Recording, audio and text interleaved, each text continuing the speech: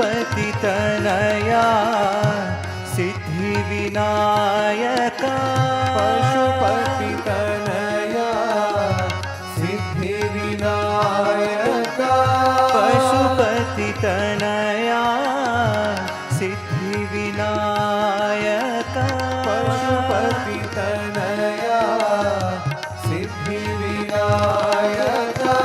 प्रणवाकारा शम्भुनन्दना प्रणवाकारा शम्भुनन्दना प्रणवाकारा शम्भुनन्दना प्रणवाकारा शम्भुनन्दना पतिपुरीशा पाहि गजानना पतिपुरीशा पाहि गजानना पार्वती नन्दन शुभानना पार्वतीनन्दन शुभानना हे शिवनन्दन शुभानना हे Shivnandan शुभानना लम्बोदरा Gananath Gajanana.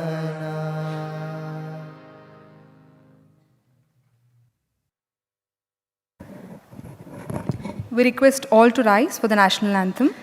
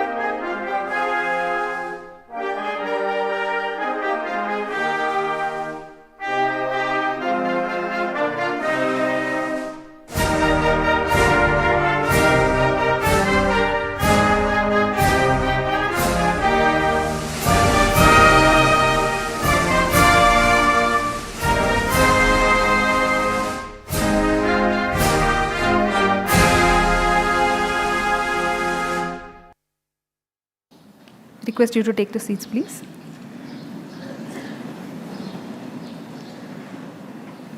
Invoking blessings of the Almighty, dignitaries, elders, staff and students, participants from around the world, namaste and a very good evening. Welcome to day 99 of the One World, One Family World Cultural Festival here at Sathya Sai Grama.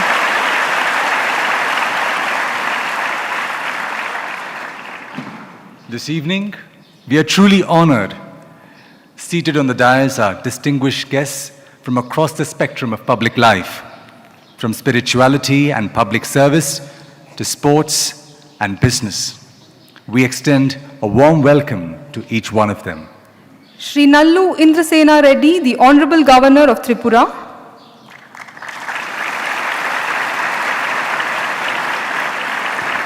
Srimati Renuka Nallu, the First Lady of Tripura.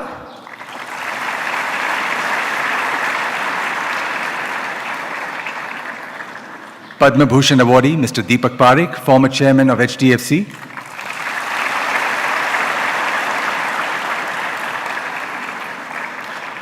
Padma Bhushan awardee Mr. Sunil Gavaskar, legendary Indian cricketer.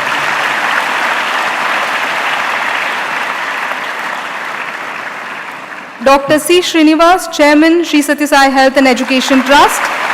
He spearheads the Sai Sanjeevani global chain of hospitals offering free pediatric, cardiac and mother and child care. Dr. B. N. Narasimhamurthy, Chairman, Prashanti Balamandira Trust. Satguru Sri Madhusudan Sai, founder, One World, One Family Mission. He spearheads the global mission of spirituality and service in the verticals of nutrition, education and healthcare in 100 countries and growing.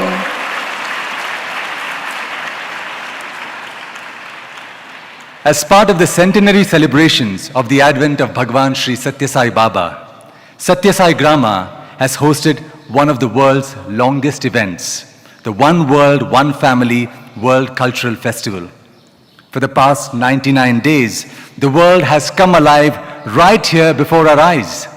100 nations, 100 breathtaking cultural performances, countless spiritual leaders, change makers and global leaders have united in one grand celebration of humanity as one world, one family. The World Cultural Festival culminates with the World Religion Summit that began yesterday. The summit brought together leaders and scholars from 12 major world religions to discuss and deliberate on the underlying oneness of all faiths and remind us that beneath the fabric of diverse practices and traditions lies the unifying threads of love and service. May we now invite Dr. Kaushik to present a summary of the proceedings on day 2 of the summit. Dr. Kaushik currently serves as Secretary and Director for One World, One Family Australia. He has a PhD in neuroimaging from the University of Melbourne, and his research has focused on high-performance analytical tools to help identify pathologies via MRI brain imaging techniques. He also serves as the General Manager for Hearn Software, Australia's largest scientific software reseller. Dr. Kaushik, please.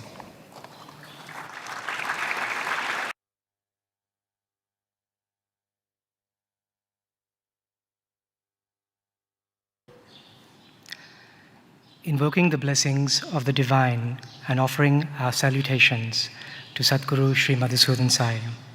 Our respects to all the spiritual luminaries who are here with us for the World Religious Summit. Elders, brothers and sisters, students, and all those joining us live from around the world, a hearty welcome. I am here to summarize the sessions for day 2 of the World Religious Summit. Session 4 introduced the ancient spiritual heritages of East Asia. We've first heard from Professor Pang Lawrence Wang Ki, a respected scholar, entrepreneur, and management philosopher from Hong Kong, who shared the essence of Taoism in a video message. He explained that Taoism aligns with human life, with the natural order, and cultivates inner harmony. This was followed by a video on Shintoism, including a message from Hidoshi Tachibana, the chief priest of the Hidaka branch Shire of Izumo Grand Shrine, Japan, who explained Shinto's rituals, reverence for nature, and its influence on Japanese culture. Professor Pang then returned with a message on Confucianism, highlighting how personal virtue, benevolence, propriety, and balance contribute to peaceful families, ethical leadership, and social harmony. This concluded Session 4. Session 5 brought together leaders from Zoroastrianism and Judaism. The first speaker, Mr. Kojeste Mistry, co-founder of the Zoroastrian Studies Foundation, spoke through video about truth, good deeds, generosity, and the sacred duty to care for creation. The second speaker, Mr. Noshir Dadrawala, CEO of the Center for Advancement of Philanthropy, shared that Zoroastrianism calls each person to live by good thoughts, good words, and good deeds, offering not only money, but time, skills, and compassion. The third speaker, Rabbi Yuval Glick, founder and director of the Da'at Ilion, Jerusalem, shared Judaism's call to recognize the oneness of existence and to widen the heart in love and compassion, guided by the Shema.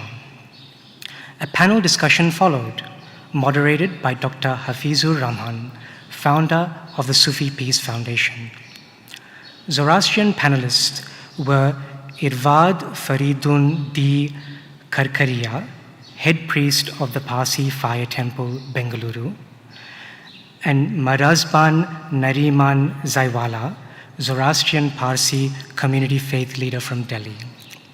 The Jewish panelists were Rabbi Adir Glick, Temple Har Zion and Dayat Ilion, and Mr. Elias Shitzik, Regional Secretary General for Religions for Peace, Latin America, and the Caribbean. Together, they reflected on humanity's shared divine origin and our responsibility to uplift the world through unity, justice, compassion, and service. Session 6 turned to the teachings of Sikhism and Islam. The first keynote speaker was Professor H.S. Bhatia, Sikh scholar and retired DRDO scientist, who affirmed the oneness of the Creator, the equality of all beings, and the Sikh path of love, service, truthful living, and courage in defending what is just. He reminded the gathering that recognizing the one in all makes humanity one family, and that any strength we hold has only meaning when it uplifts others. He was followed by Maulana Tanveer Hashmi, founder and president of the Al-Hashmi Educational and Welfare Charitable Trust, and respected Sufi leader, who spoke of divine unity, compassion, and the duty to honor every human being. He shared that Islam's heart is love, tolerance, and peace, and that true religiosity unites rather than divides. A panel discussion then followed, moderated by the revered Steve Morrison, Christian minister and chaplain from Australia. The panelists were Shri Harinder Singh Sikha, distinguished Indian author, filmmaker, retired naval officer, and group director for strategic business at Pirimal Group. Mufti Manzoor Zia, chief of the International Sufi Caravan. Dr. Hafizur Rehman, the founder of the Sufi Peace Foundation, and Saeed Hamad Nizami, chairman and custodian of Dargah Hasat Nizamuddin Ayula, Delhi. Together, they reflected on the common teachings of Sikhism and Islam, emphasizing humility, compassion, inner purification, and service. Under Reverend Morrison's guidance, the panel discussion returned to a shared truth. Spiritual understanding must become lived through goodness, and the well-being of humanity rests on seeing ourselves as one family under one Creator. A humble and grateful thanks to all those that participated.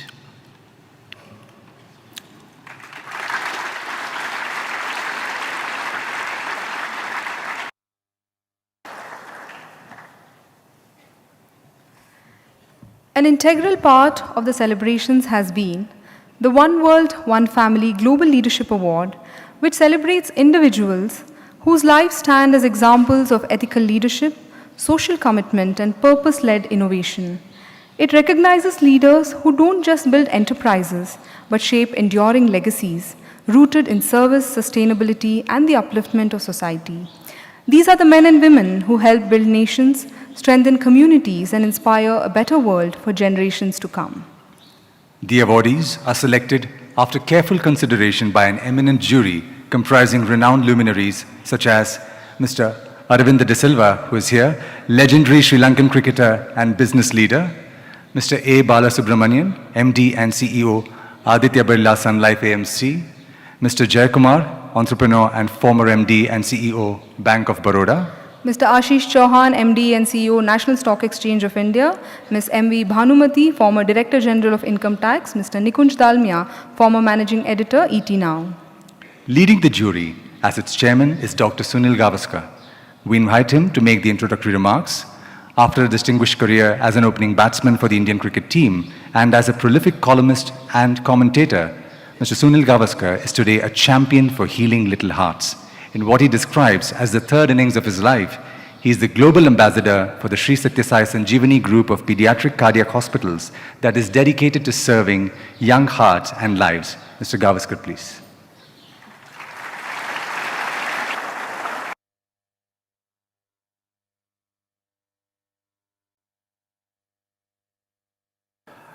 With my humble pranams at the lotus feet of our dear Bhagwan Sri Sathya Sai Baba, whose 100th birth anniversary is tomorrow, and we are all here to celebrate that. With humble pranams at the feet of Satguru Sri Madhusudan Sai, our guide, motivator, inspiration to continue the work that Sri Sathya Sai Baba started, and under whose guidance the One World, One Family mission has taken off, and if I may add, taken off vertically. And that is something which is very rare.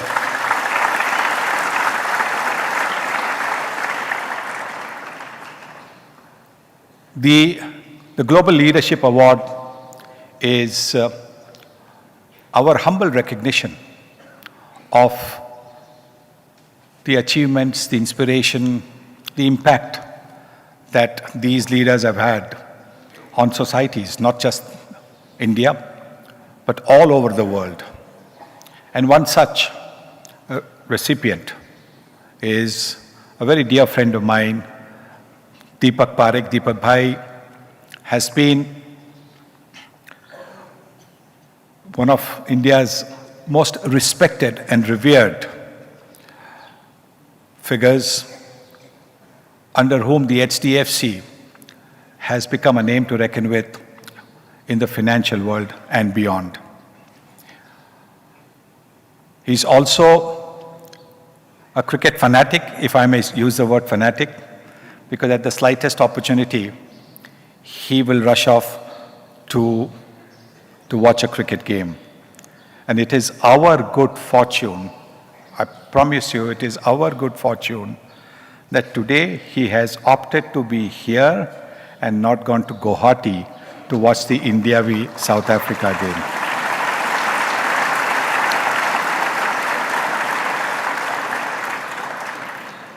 The selection jury has done a wonderful job. I'm blessed that Satguru asked me to be the chair of the jury. And all I know is that in the game of cricket, sometimes there are captains who generally go out and spin the coin. They are hoping to win the coin, win the toss, and opt to bat or field. But apart from that, their contribution is not much. The batters do all the batting, the bowlers do all the bowling, the fielders take all the catches. And then, the captain having not contributed much, the captain gets the credit. So as far as this selection jury is concerned, I am that captain who has done very little, but my team has done everything in sourcing the names, finding the names, and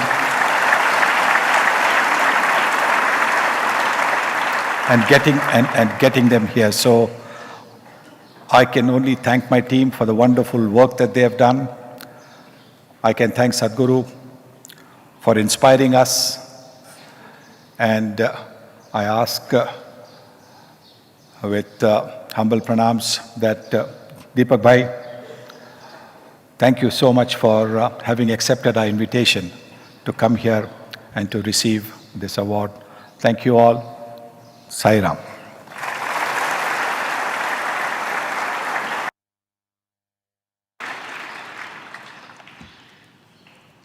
Thank you, Gavaskarji.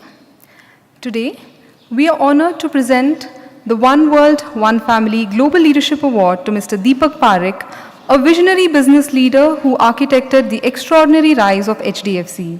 He has also been one of the most influential voices shaping India's economic journey over the last 5 decades.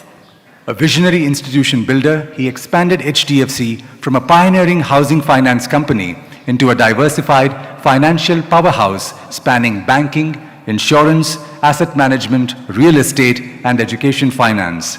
His guidance was instrumental in the creation of HDFC Bank, which today serves over 200 million customers as one of India's most respected financial institutions. Beyond corporate success, his leadership has strengthened the very framework of India's economy. As a member of several initiatives under the Government of India and RBI, he helped advance critical reforms in capital markets, power sector restructuring, financial regulation, and infrastructure development.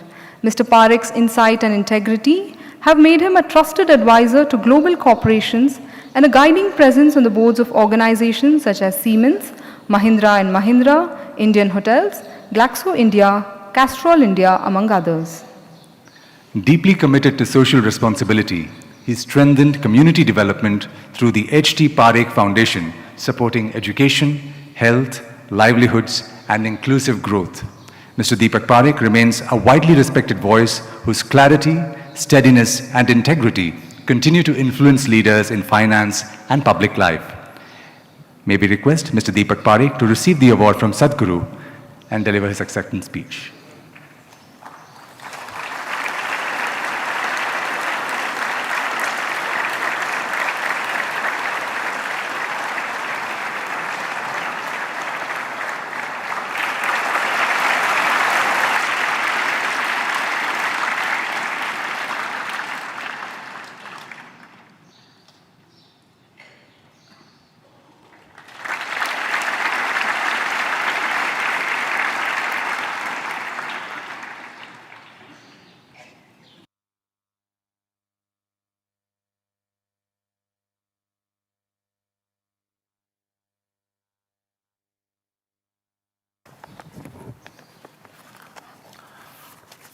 Honorable Governor of Tripura, Sri Nallu Indrasena Reddy, First Lady of Tripura, Srimati Renuka Nallu, Satguru Madhusudan Sai, my friend Sunil Gavaskar, and other dignitaries on the dais, ladies and gentlemen, volunteers, and my dear students who are sitting right there.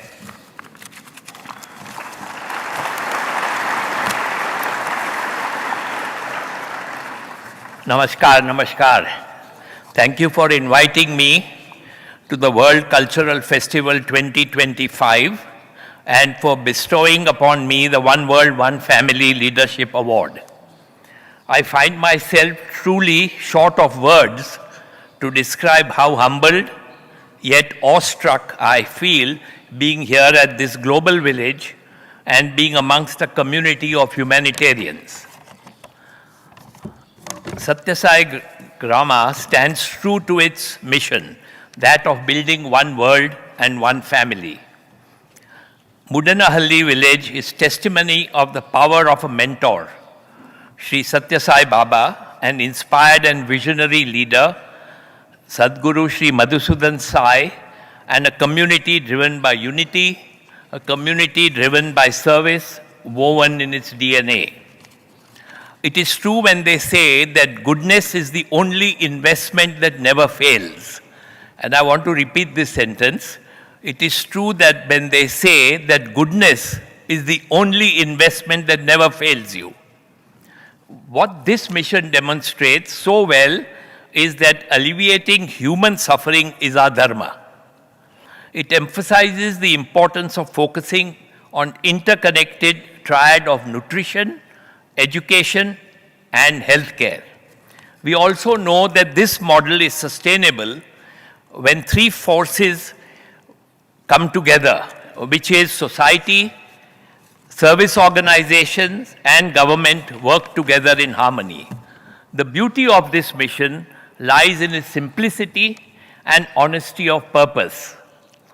The learnings are that of kindness, compassion, and sensitivity have no boundaries or borders, and there remains a deep-seated belief that together the world can be a better place for everyone. But we have to start at the grassroots. Kudos must be given to the centers of human development across the globe that are helping the most vulnerable.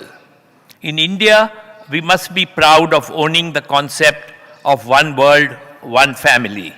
This is more important than ever before because the world today, as most of us see it, is an entangled web of complexity. There are growing forces of hostility.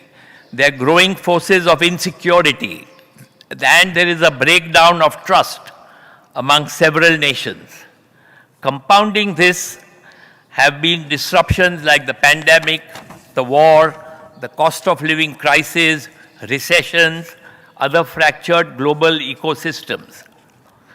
We know that the only constant is change, but this change is uneasy, uncertain, and unpredictable. The question we need to ask is how do we navigate in this new world order? In any relationship, in any institution, or in any sphere of activity, trust and transparency is paramount. This is the sole differentiator between institutions that are built for the long term and relationships that remain enduring despite the circumstances.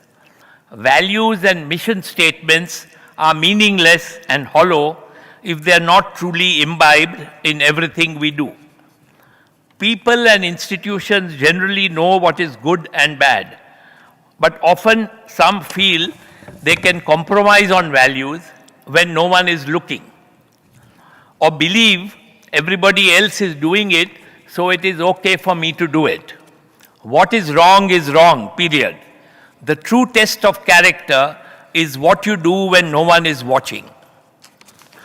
Evidently, the root cause of governance failure is always almost a breakdown of trust and lack of integrity. Having spent 55 years in the financial sector, one of the most common pitfalls has always been greed. This has seen the downfall of many. So often it is forgotten that one must endeavor to build life worth and not net worth. There is a strong interplay between transparency and good governance. Transparency without governance is chaotic. Governance without transparency is opaque. But together, they create a virtuous cycle. Governance sets the rules or the playbook. Transparency ensures that these rules are understood and followed. Together, they build credibility, accountability, and culture. In any institution, as leaders, professionals, and change makers, we must constantly introspect and ask ourselves, are our governance frameworks inclusive? Does it cover all and every? Are we transparent not just when things go well, but also when things are not so good? Are we building fair systems that encourage ethical behavior across the board? Are we encouraging an open door culture shorn of all hierarchies? Do we uphold the traits of empathy, kindness, and fairness? These are the questions we must constantly ask ourselves. Despite the daily grind of life, it is equally important to periodically allow oneself the opportunity to hit the pause button, to help rest, reflect, and reset. We often get caught up in ourselves that instead of moving forward, all we do is keep running in circles. And here is where the seeds of disillusionment start to set in. The biggest savior from falling into this rut, is to move away from being self-centered to being more conscious of the need of the others. To give and to help are the traits we need to constantly imbibe. To give and to help. This can happen through a demonstrative effect and through mentorship. What does now philanthropy does not mean always money. Philanthropy, it can be time, it can be sharing of knowledge, it can be giving a little, it can be just about being there for someone else. Philanthropy is about consideration. It is about fostering an environment for others to thrive. Kindness is a powerful virtue. Kindness is costless, but also priceless. I do want to reiterate that despite all the present challenges, we should consider ourselves very fortunate to be in India today. We have a rich cultural heritage, a treasure trove of deep philosophies and learnings, as you see over here, indigenous lines of medicine, knowledge, power and discipline of physical and mental well-being organized in India, and we are blessed with an abundance of nature. What is truly unique to India is, and one of the country's strongest assets is our young demographics who are sitting right at the back. But if we want a prosperous shared future, we need to nurture our young, ensure they have the right set of values. We have to imbibe the right set of values to the students sitting at the back. You should have a healthy and a strong foundation through good education, which you are getting over here. This is why the work of Sathya Sai Grama is so admirable. India remains amongst the fastest growing major economies in the world, and our youth of today will be presented with once in a lifetime opportunity to see our country transit from a developing to a developed nation. Viksit Bharat is well within our grasp. Today, as I stand honored for my work, I know that nothing is achieved without teamwork. The people who stand by you and the people who keep you grounded. Though undisputedly, the real leaders and crusaders are the humanitarians who selflessly and quietly devote themselves to bettering the world. And I've met many of these people here today in the short time I've been here. They say that there are 3 phases of life. First is to learn, then is to earn, and then is to return. Yet in our journey called life, one has also to learn and unlearn and ready to relearn. My key learning of being here amongst all of you today and seeing the work you do leaves me with a great sense of optimism for the future. We have one world, one family, guided by governance rooted in kindness, transparency, and compassion. And having seen the setup, Satguru Madhusudan Sai, I was absolutely amazed, and in one of the short interviews I gave, I said, I'm ashamed of not having come here earlier. And I told my Bangalore manager, for so many years I've been coming to Bangalore, why haven't you brought me here earlier? So, thank you for a patient hearing, and thank you again.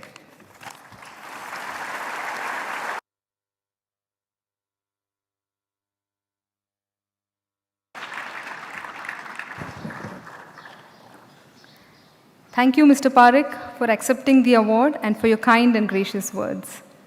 Before we proceed, we would like to welcome in our midst Deshabandhu Mr. Arvinda De Silva, legendary Sri Lankan cricketer and business leader.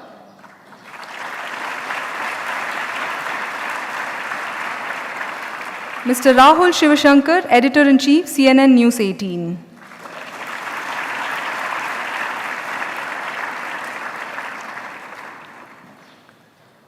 The next category of awards recognizes those who shape the thought and outlook of society. Through discourse, debate, and discussion, these remarkable voices amalgamate purpose with precision, courage with character, and dialogue with dignity. The bold narratives of these changemakers leave an indelible impression on viewers and listeners, awakening the national consciousness, especially among the youth. They are the voice of the unspoken, the voice of the unheard. They are verily the voice of the people. Our first awardee this evening is Mr. Rahul Shivshankar, one of India's most respected and dynamic voices in journalism. Over an illustrious career spanning 3 decades, he has transitioned seamlessly from a beat reporter in print media, where he broke a record number of stories, to one of the most well-known voices in broadcast journalism. He has risen to prominent roles across leading media houses, from executive editor of Headlines Today to editor-in-chief of NewsX, the editor-in-chief and primetime face of Times Now, and now as the editor-in-chief at Network 18. Earning a reputation for clarity, conviction, and editorial integrity, he has shaped public discourse through his debate shows and editorials, echoing opinions, demanding accountability, and questioning narratives that shape our collective understanding. As editor-in-chief of Times Now, he led one of the country's most influential newsrooms, winning multiple Channel of the Year awards. Through widely popular shows like India Upfront and now The Hard Facts, he has stood for journalism grounded in evidence and national interest. Mr. Rahul has interviewed global leaders including the Honorable Prime Minister Narendra Modi, Boris Johnson, Benjamin Netanyahu, Hillary Clinton, Bill Gates, and Dr. Anthony Fauci. These conversations have shaped public understanding of global policy and governance. His recent book, Modi and India 2024 and the Battle for Bharat, reflects his commitment to engaging with India's evolving political consciousness. With his ability to distill complex national issues and separating news from rhetoric, Mr. Rahul Shivshankar has emerged as one of the most recognizable and influential voices in English news broadcasting. And today, as consulting editor with Network 18, he continues to shape conversations that matter and contribute meaningfully to India's media landscape. Tonight, we honor not only his career, but his contribution to strengthening democratic discourse. We now invite Satguru Sri Madhusudan Sai to confer the Voice of the People Award upon Mr. Rahul Shivshankar.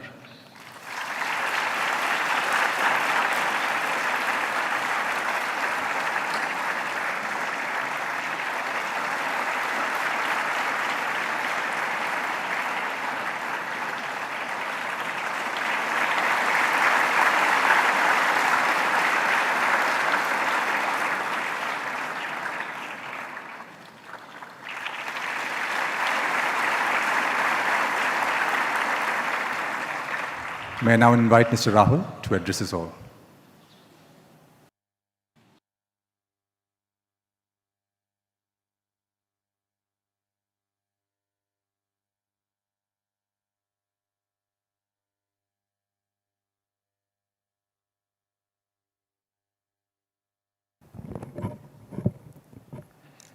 Good evening. It's wonderful to be in the august presence of the Governor of Tripura, the First Lady of Tripura, Satguru ji, Sunil Gavaskar ji, and Arvinda De Silva ji and the other dignitaries present on stage. As a very young man, actually a boy, I read a book. It was called Champion of Champions. And it was not written by a leader, but by a legend. And that legend is sitting here on stage, Mr. Sunil Gavaskar.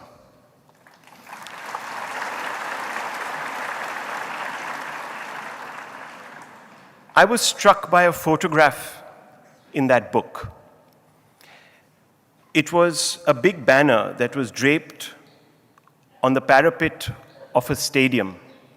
And it said, if my memory serves me right, tram drivers versus bus conductors.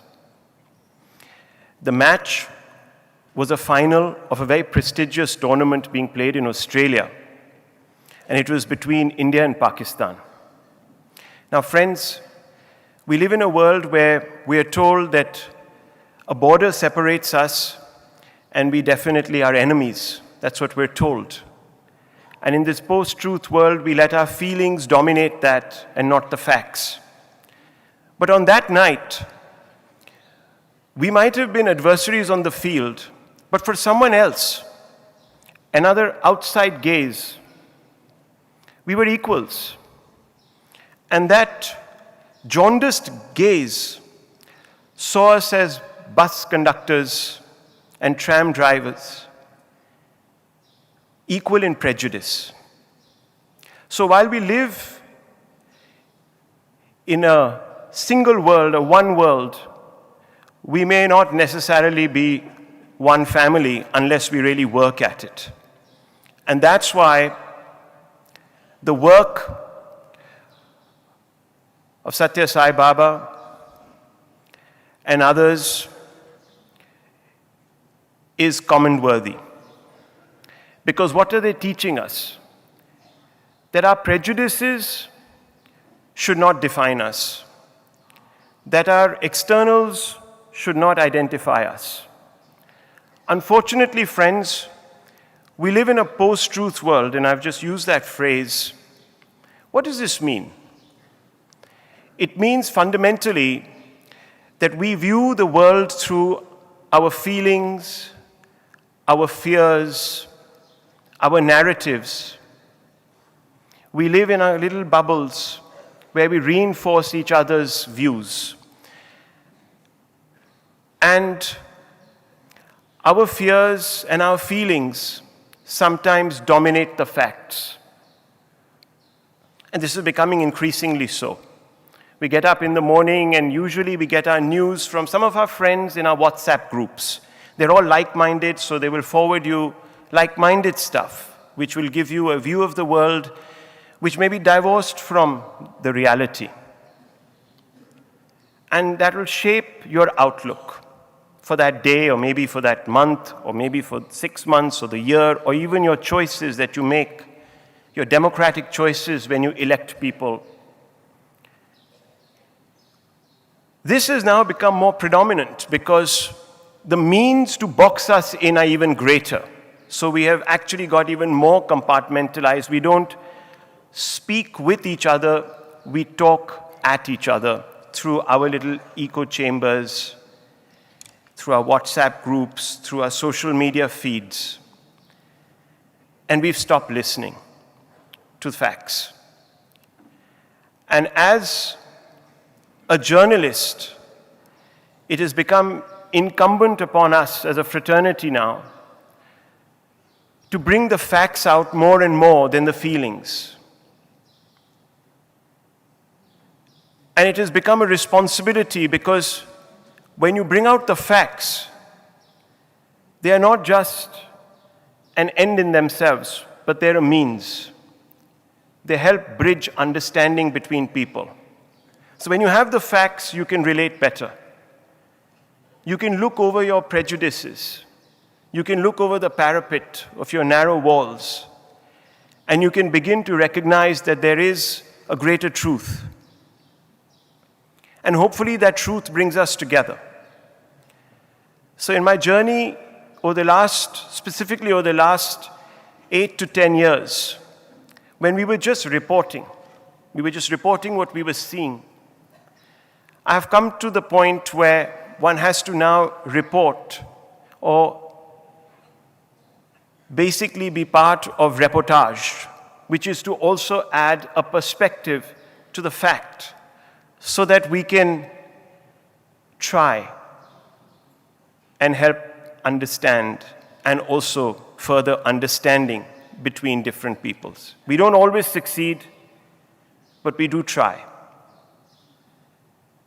And I'm grateful that tonight I stand before you, and I'm not sure I deserve some of those words that were said, but I do attempt every night to try and position the facts before you to leave you better informed, better connected, and better aspiring towards being one family in one world. Vasudhaiva Kutumbukum. That is the motto. And that also was the underlying message of the book that I wrote. Thank you very much. It's been a pleasure being here, and I'm absolutely humbled. Thank you very much for this award. And best of luck to building one world and bringing together all of humanity. Thank you.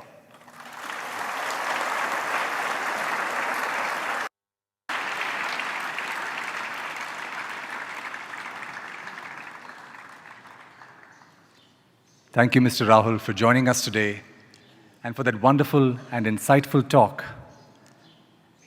and the difficult work that you're doing in bringing out the facts and giving us the right perspectives. Thank you so much. May I now request Satguru Sri Madhusudan Sai to address us all with his benedictory address.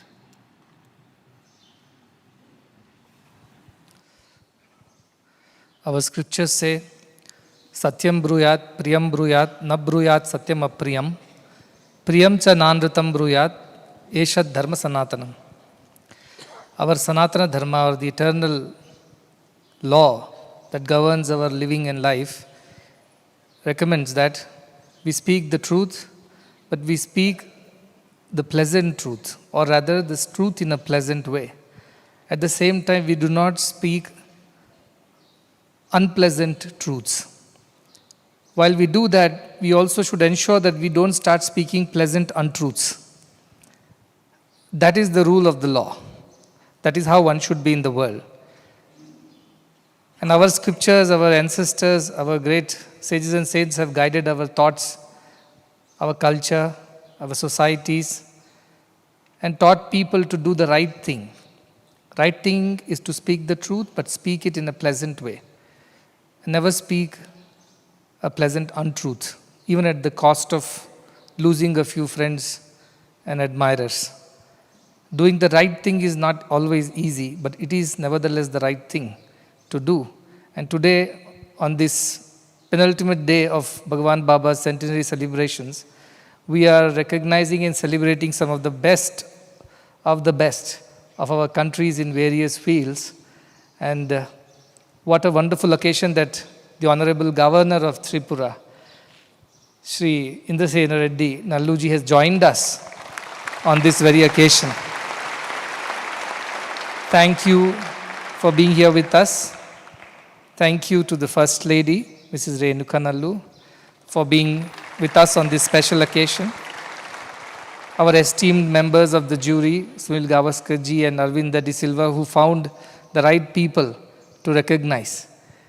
Our trustees, Srinivas sir and Narsamurthy ji, both of them the pillars of health and education of this mission.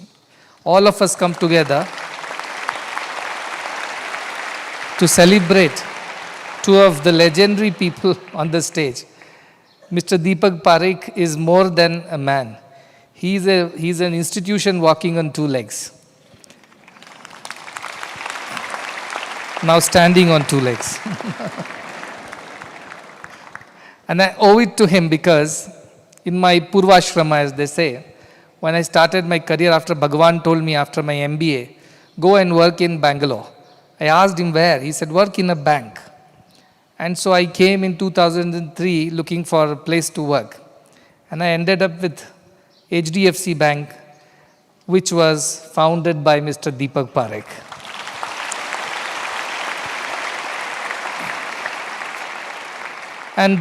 And the professional spirituality, as many people call it, when they come here, they see it's not just a spiritual organization, but a social service organization run so professionally.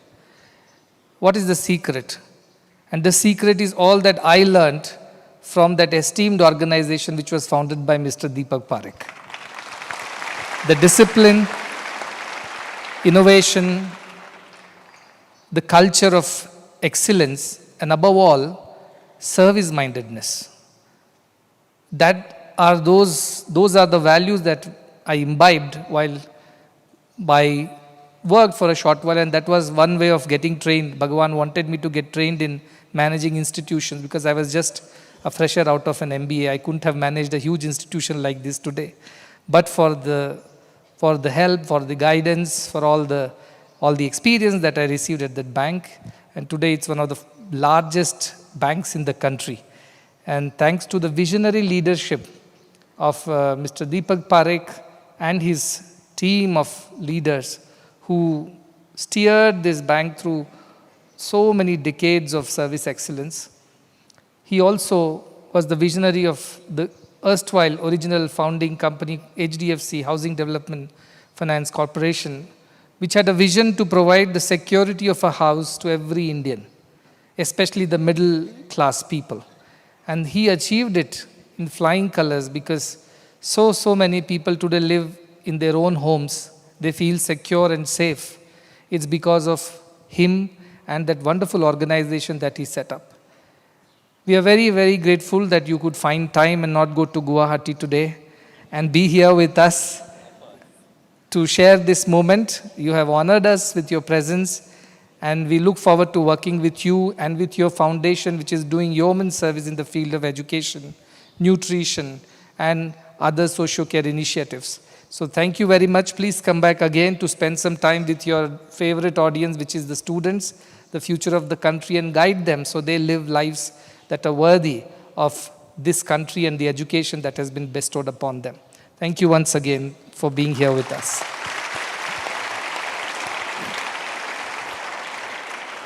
On the other hand, the other award, Voice of the People, is a very significant one because not everybody can speak for themselves. They need to be heard, they need to be seen, and it's upon a few of us to make that happen for those. And Voice of the People Award was instituted with this idea that we must recognize the contributions of those who have stood for the people and said the right thing and did the right thing despite all the odds and challenges. And good journalism is a part of it, the fourth pillar of democracy, as it is said. So keeping it democratic and honest is a Herculean task in these times, where TRPs and other considerations pressurize channels and media journalists to say what they want them to say. But standing your ground and saying the right thing, saying the truth and saying it in a pleasant way, and not saying the unpleasant truth is a part of good journalism. And I think Mr. Rahul Shivshankar stands for these values, and his fearless journalism right from 2008, which was his claim to fame, till today. On his show, he talks not just sense, but talks what is right and talks for the people, on behalf of the people of this country. So I'm very glad that he could come here. And yes, we will together build this new world order of one world, one family. And we need people like you who would reach this out to many, many more people out there who live influenced by feelings than facts. And I think your work is commendable, and we are very honored that you could come here and be with us tonight. All the best for your future endeavors too.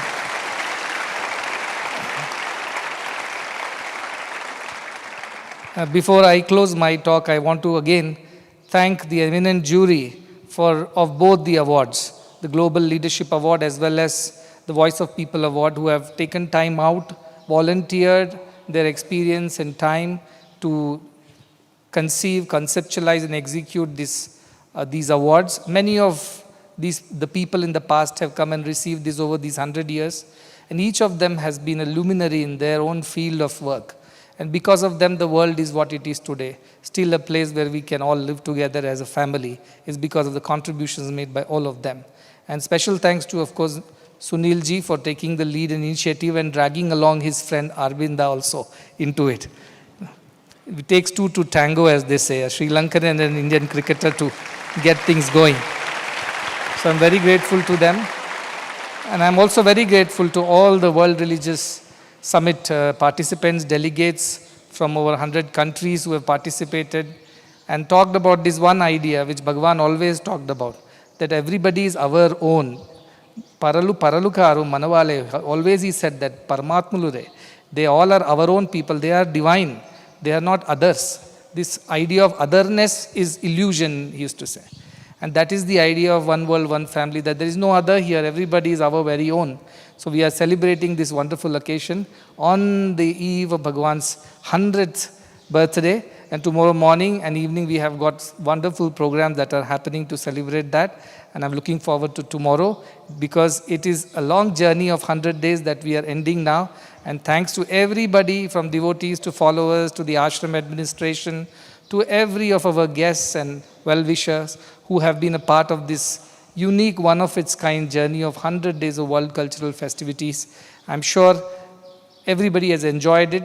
We worked hard, but then I think it's all very fulfilling at this point in time, and I look forward to visiting tomorrow morning the new hospital building, and there is a statue of Bhagavan 21 feet high, which we will be unveiling and offering our respects to.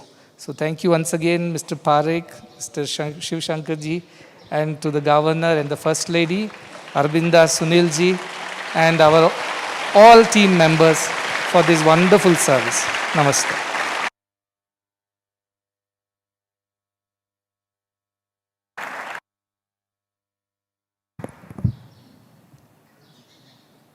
Thank you, Sadhguru. May we now request Sri Nallu Indrasena Reddy Garu, the Honorable Governor of Tripura, to address us, please. A three-time MLA from Hyderabad, he is a former National Secretary of the Bharatiya Janata Party. Sri Indrasena Reddy, please.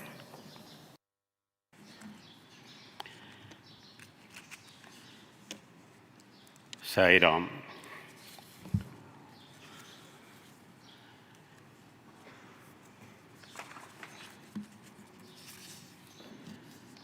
Satguru Sri Madhusudan Sai Ji, Sunil Gavaskar Ji, Deepak Parekh Ji, Srinivas Ji, Arvind D. Silva Ji, Dr. B.N. Narasimhamurthy Ji, Rahul Shivshankar Ji, my dear brothers, sisters, beloved devotees of Sadguru Sri Madhusudan Sai Ji, sabko namaskar. It is with a heart full of gratitude and spirit of profound reverence that I stand before you today in this sacred abode of peace and service.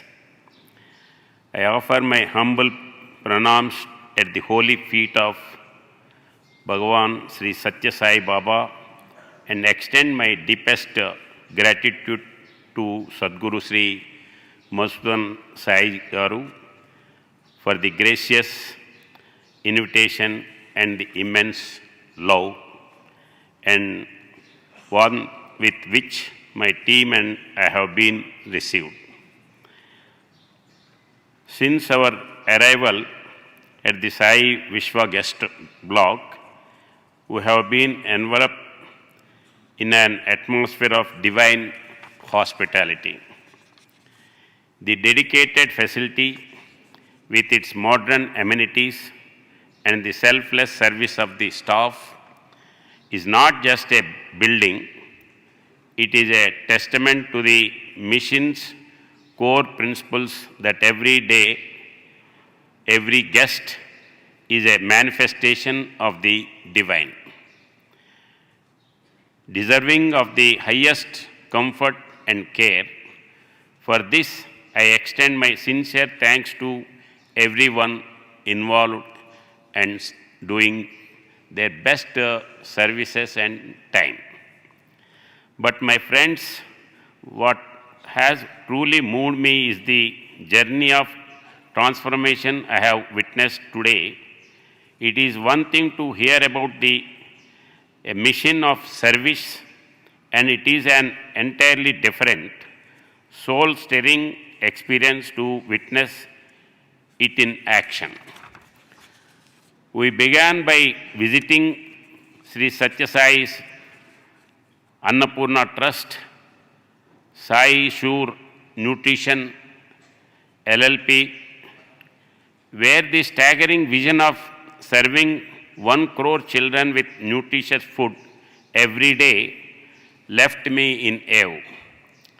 This is not merely a statistics, it is a national service of the highest order, building a stronger, healthier future of India, one child at a time.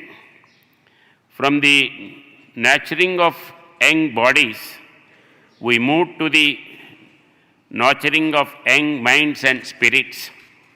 The visit to the Vidya Padashala, Veda Padashala, was a journey back to our roots, witnessing the sacred, timeless knowledge of our sculptures being preserved with purity and devotion. I have seen the book, Vedas, so big, and it is daily studying and practicing by the young boys.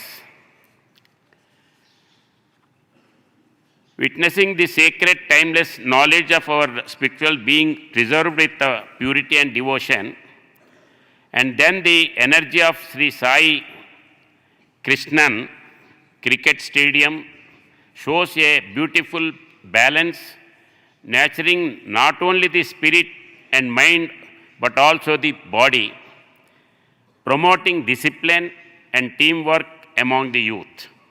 However, the pinnacle of today's inspiration was our time at the Sri Sathya Sai Sarla Memorial Hospital. To witness a state-of-art multi-speciality hospital providing advanced cardiac care, including complex surgeries, completely free of cost. It is to witness a miracle in motion, the gift of life ceremony, where we met patients being discharged with a new lease on life.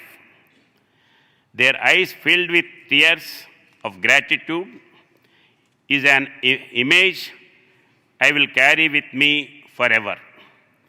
This is not just healthcare, this is a compassion incarnate.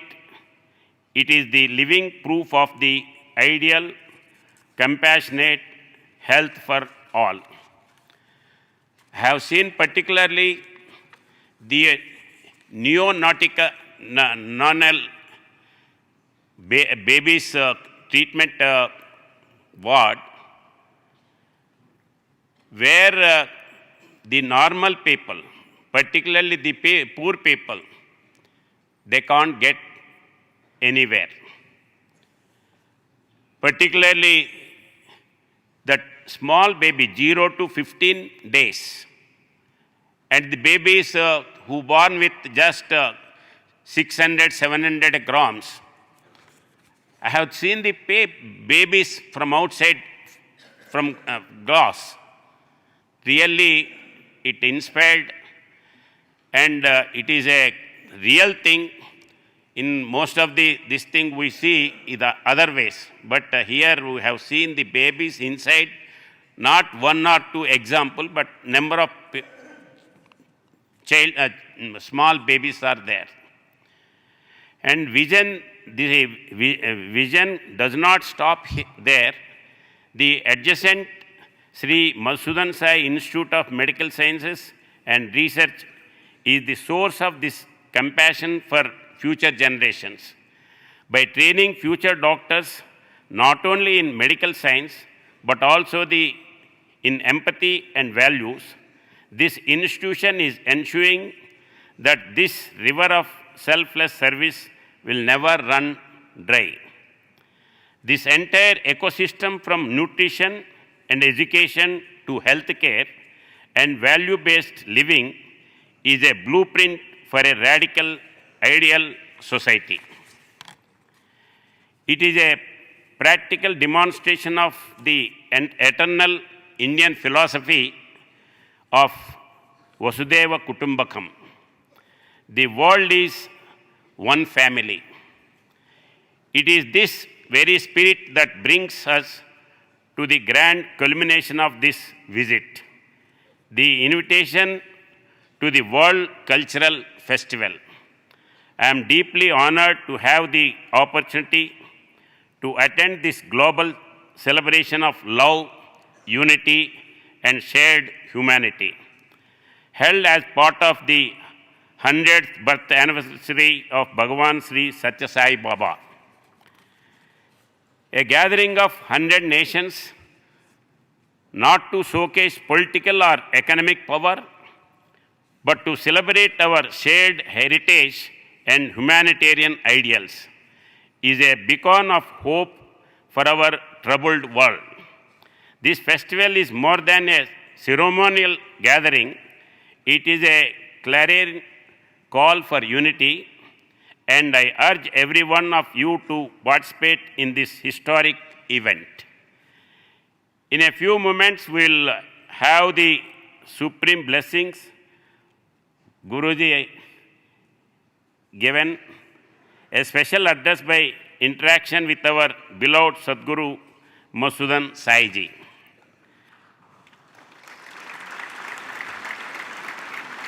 I had these divine words with eager anticipation, knowing they will illuminate our path forward.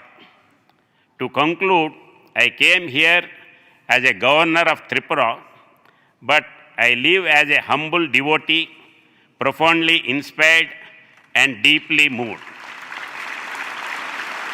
The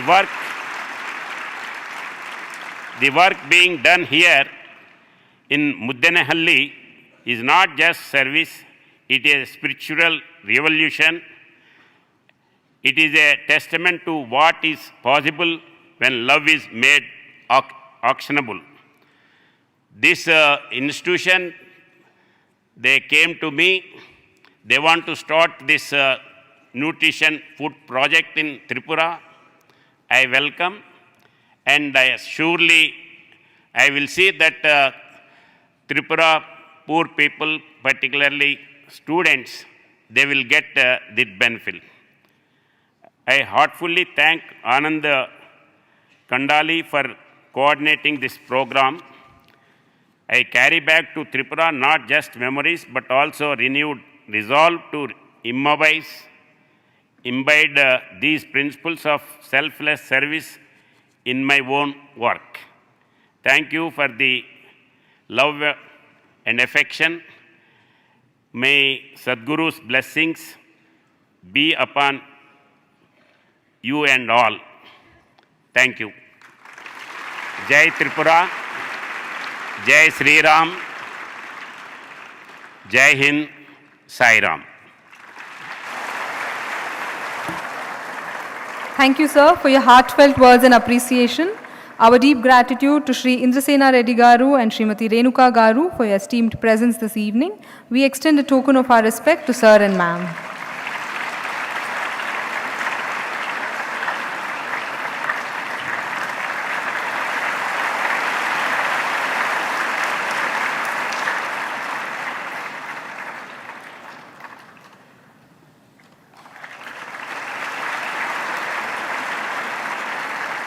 We request all dignitaries to please come forward for a photo opportunity.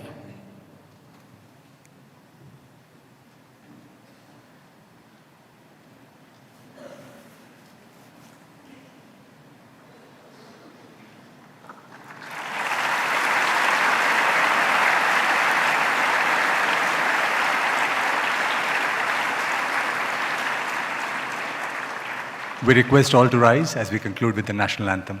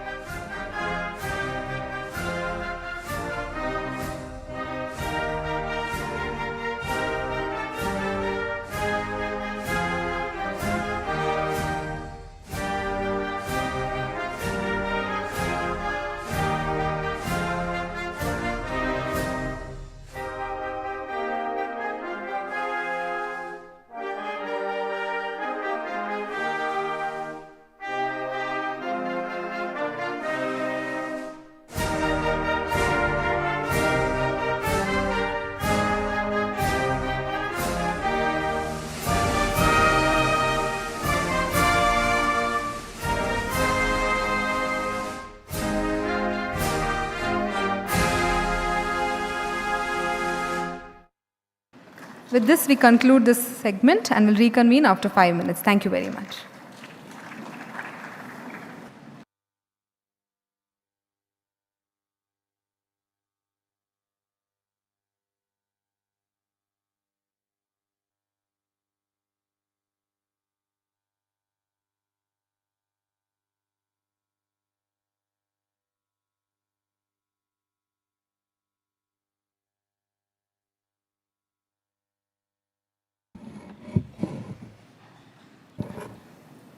Welcome back to the next segment. At the outset, we extend our reverential pranams to Srila Shri Masilamani Desika Jnana Sambandha Paramacharya Swamigal, the Adinam of Dharmapuram, Mayiladurai.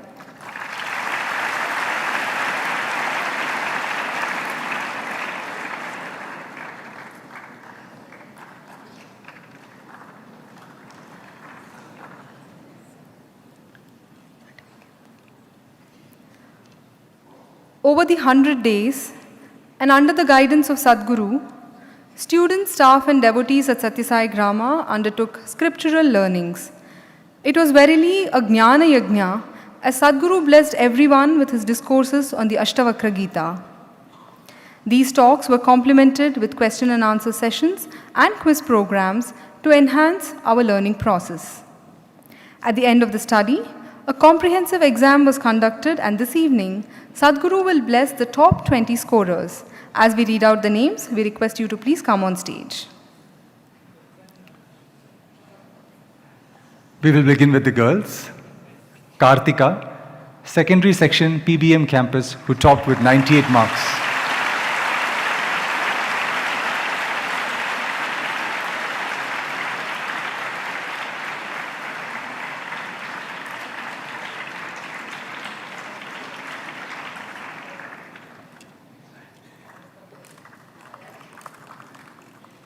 Meghna N, second year Masters in Economics, Sri Sathya Sai University for Human Excellence, with 98 marks again.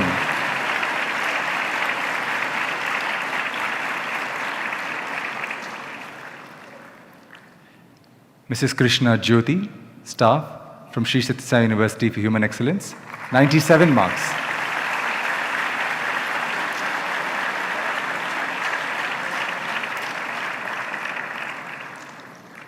Mrs. Mona Mehta, 96 marks.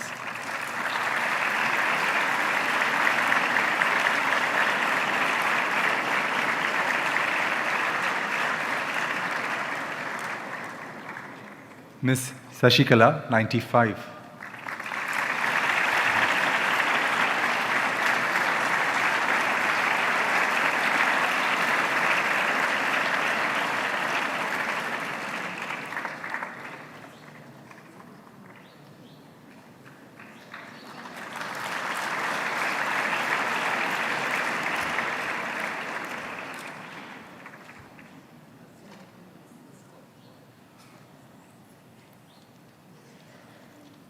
Sanjana PJ, Senior Secondary, Nalakadnalli Gurukulam Campus with 94 marks.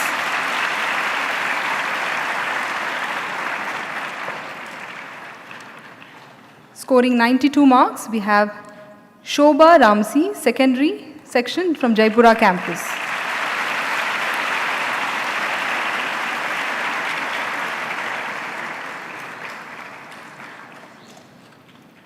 Geetika, second year Allied Health Sciences in Sri Madhusudan Sai Medical Sciences and Research. Shrishti, first year MSc Life Sciences, Sri Sathya Sai University for Human Excellence.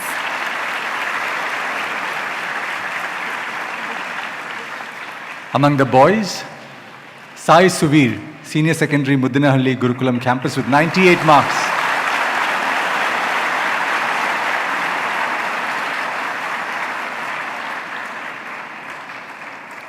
Scoring 96 marks, we have Kanish Raju, Secondary, Hasan Gurukulam Campus.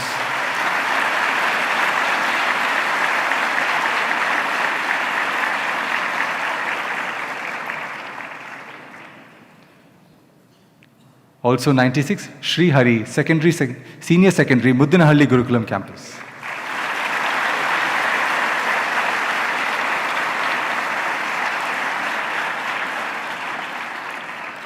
Mr. Narendra Banala, staff at the IT department.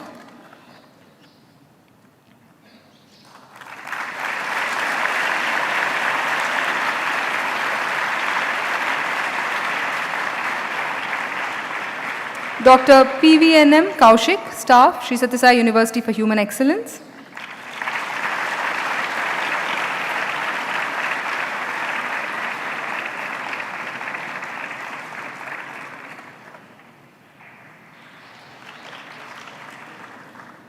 Mr. Deepak Mehta, staff at Sri Madhusudan Sai Institute of Medical Sciences and Research.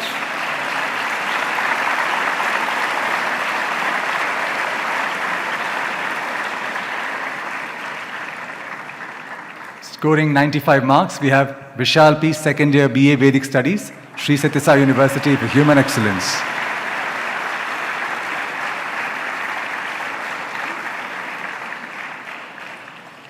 Dhruv Satish, studying third year MBBS in Sri Madhusudan Sai Medical Sciences and Research.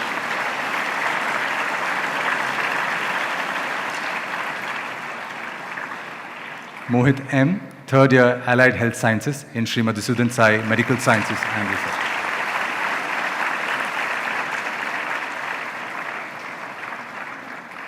Raj Datta, Senior Secondary Section, Muddenahalli Gurukulam Campus.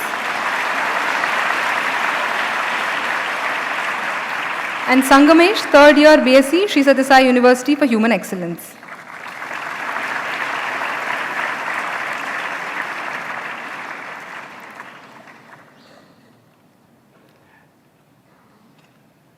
Today, we are also very delighted to welcome in our midst Mr. J. Sai Deepak, acclaimed speaker, author, and senior advocate, Supreme Court of India.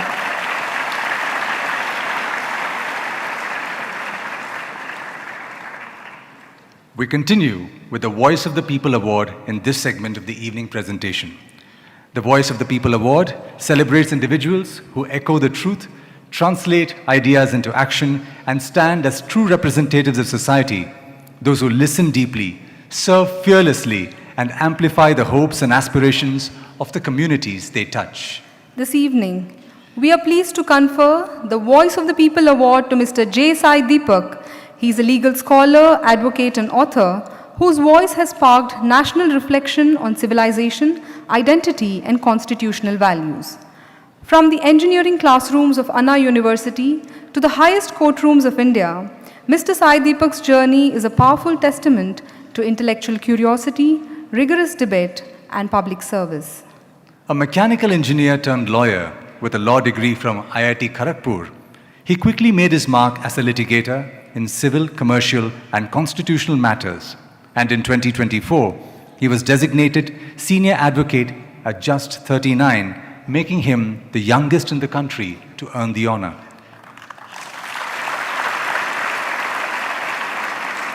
As senior advocate at the Supreme Court of India and the High Court of Delhi, he has represented landmark cases where law intersects with culture, economics, faith, and fundamental rights. His courtroom contributions include pivotal cases such as the Shabarimala Ayyappa Temple and the Sri Padmanabha Swami Temple case, both of immense cultural and constitutional significance. But Sai Deepak is not just a lawyer. He has emerged as a formidable orator. His speeches, lectures, and panel discussions resonate with the people. On platforms ranging from university auditoriums to major public forums, he articulates the revival of our civilizational identity, invites reflection on our constitutional inheritance, and sparks dialogue on what it means to be a Bharatiya. His best-selling books, India That Is Bharat and India, Bharat and Pakistan, have catalyzed national discourse on constitutional philosophy. His work presents a rigorous, research-driven analysis of India's civilizational journey spanning millennia, challenging long-standing colonial frameworks and offering a clear, structured understanding of Bharat's worldview. Through his writings, lectures, and his columns, Yukti and the Sidebar, he has emerged as one of the most influential voices in modern civilizational thought and Indic movement. Tonight, we recognize a personality who gives people the language to voice their identity, their concerns, and their vision for society. He bridges the often intimidating world of law and policy with lived experiences of citizens, making complex topics accessible and inspiring people's participation. May we now request Satguru Sri Madhusudan Sai to present the Voice of the People Award upon Mr. Jaikumar Sai Deepak.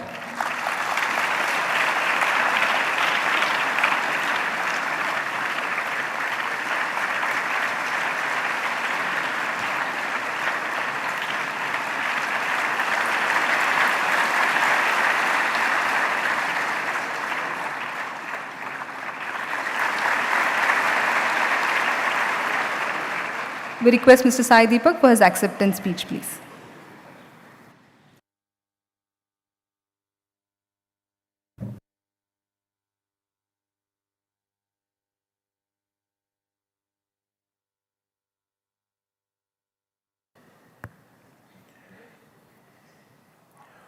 Namaste, Sai Ram.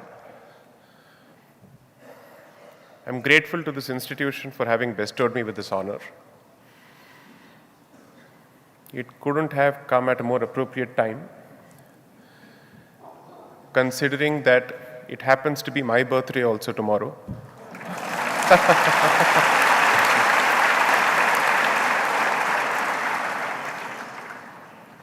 So when my mother was a school teacher, she had heard one of her friends talk about a young rishi or a young sage in the hinterland of Anantapur. And apparently that teacher had prayed that her son be born around the same time as Baba's birthday as well, and she was blessed with it. My parents struggled for 7 years after marriage, and subsequently my mother recollected that she had heard this from a school friend, and she said that if it is your will, let him be born around the same time. So I'm born on the cusp of 22nd and 23rd, exactly the midnight of 22nd and the morning of 23rd. Now what that tells about me, I leave it to the audience. And this is something that is still not public knowledge yet, but I'm happy to share it here. The coming week on the 27th of November, a contingent is leaving Bharat to participate in a debate at the Oxford Union. I'm part of that particular contingent. Hoping to represent our position on the friendly relations between India and Pakistan. The fact that I have the opportunity to share space here with Sri Sai Madhusudan Garu, with everybody else on the stage and seek their blessings, I consider it my good fortune. I will leave the audience with maybe a couple of thoughts, and I will not take more than 5 minutes. I don't know how many are actually aware of my existence outside of this place, and I don't wish to be presumptuous on that front. But my reputation outside is at loggerheads with the perception of this place. Considering that I am seen as slightly more aggressive. But one of the things that I believe is perhaps necessary or imperative is that the world needs both Shakti and Shanti. And Bharat cannot negotiate with the rest of the world purely on the terms of Shanti without having Shakti. So in that sense, I'm a Shakti Upasak in the hope that it leads to Shanti. 2, in my view, the work that we do outside of this sacred premise is one of gatekeeping, but the work that is done here is of Bija Raksha, which is to protect the seed, so that once the deluge is done, its job is done, you can hit reset and start the work again. And therefore, this work, I think, is the essence of preservation of Sanatana Dharma in its finest traditions. And I genuinely wish this organization its very best for Veda Samrakshana as well as for service to the society in every possible way. It is often said, but rarely understood, or at least poorly understood, if not rarely understood, that governance and education go hand in hand. There is no point of speaking of clean governance without actually having value-based education. Because if a citizenry is imbued with a certain set of values, it makes the job of governance all the more easier. I keep giving this example often. Allow me to repeat this at the expense of having said this at least 10 or 15 times. People marvel at the Japanese model and the way the state and the society function, but they don't pay attention to the education system of Japan enough and the way they bring up their children. And that has a direct correlation with the manner in which they observe rules on the road, the civic sense, so on and so forth, the sense of responsibility, where duties precede rights, and therefore that sense of entitlement takes a backseat. And that, I think, is what is sorely lacking today, perhaps in the West. And maybe it is time that the West learnt that lesson. Not that the world has not learnt enough lessons from the West. I'm sure every civilization has had lessons to offer to the global pool of human thought. And therefore, in my limited capacity and endeavor, as opposed to networking amongst my peers, I have tried my best to give the bulk of my pro bono time to engage with students in educational institutions in the hope that they realize that all the lofty discussions of constitution or on the constitution are useless without the citizenry being a conscious and conscientious citizenry. So in that sense, I think education is where the foundation is laid.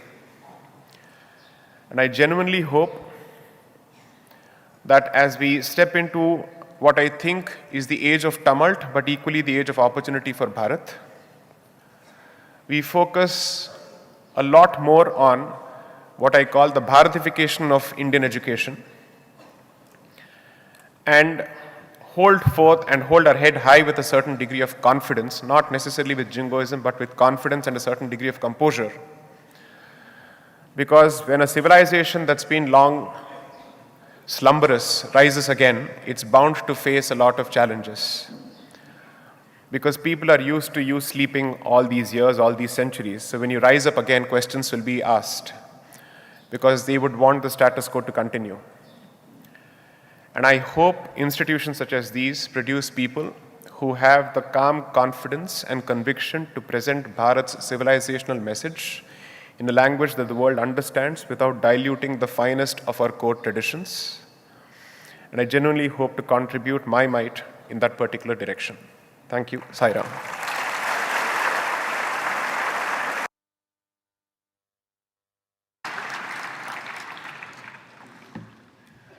Thank you, Mr. Sai Deepak, for joining us today and for accepting the award. Advance birthday wishes to you. And perhaps it is no coincidence that your birthday coincides with Bhagwan Sri Sathya Sai Baba as you're working towards upholding our civilizational values. Thank you so much, and wish you the best for next week's November 27 trip to Oxford University.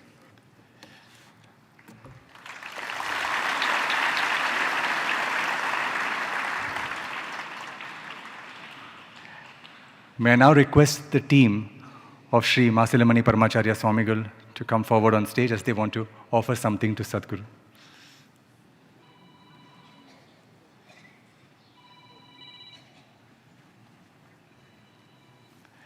They would like to honor Satguru and felicitate him.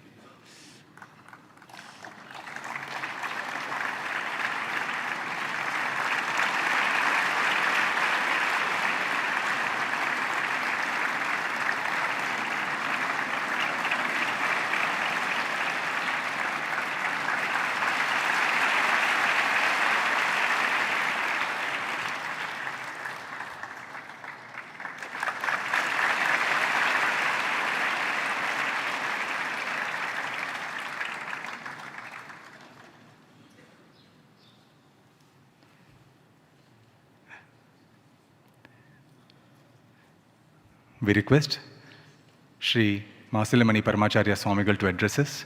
Swamigal had visited Sathya Sai Grama last year, and on his invite, Satguru also visited Mayiladuturai for Swamigal's 60th birthday celebration a few weeks ago. There he had announced that a 60-bed hospital would be established there to serve those in rural geographies. Sri Masilamani Paramacharya Swamigal.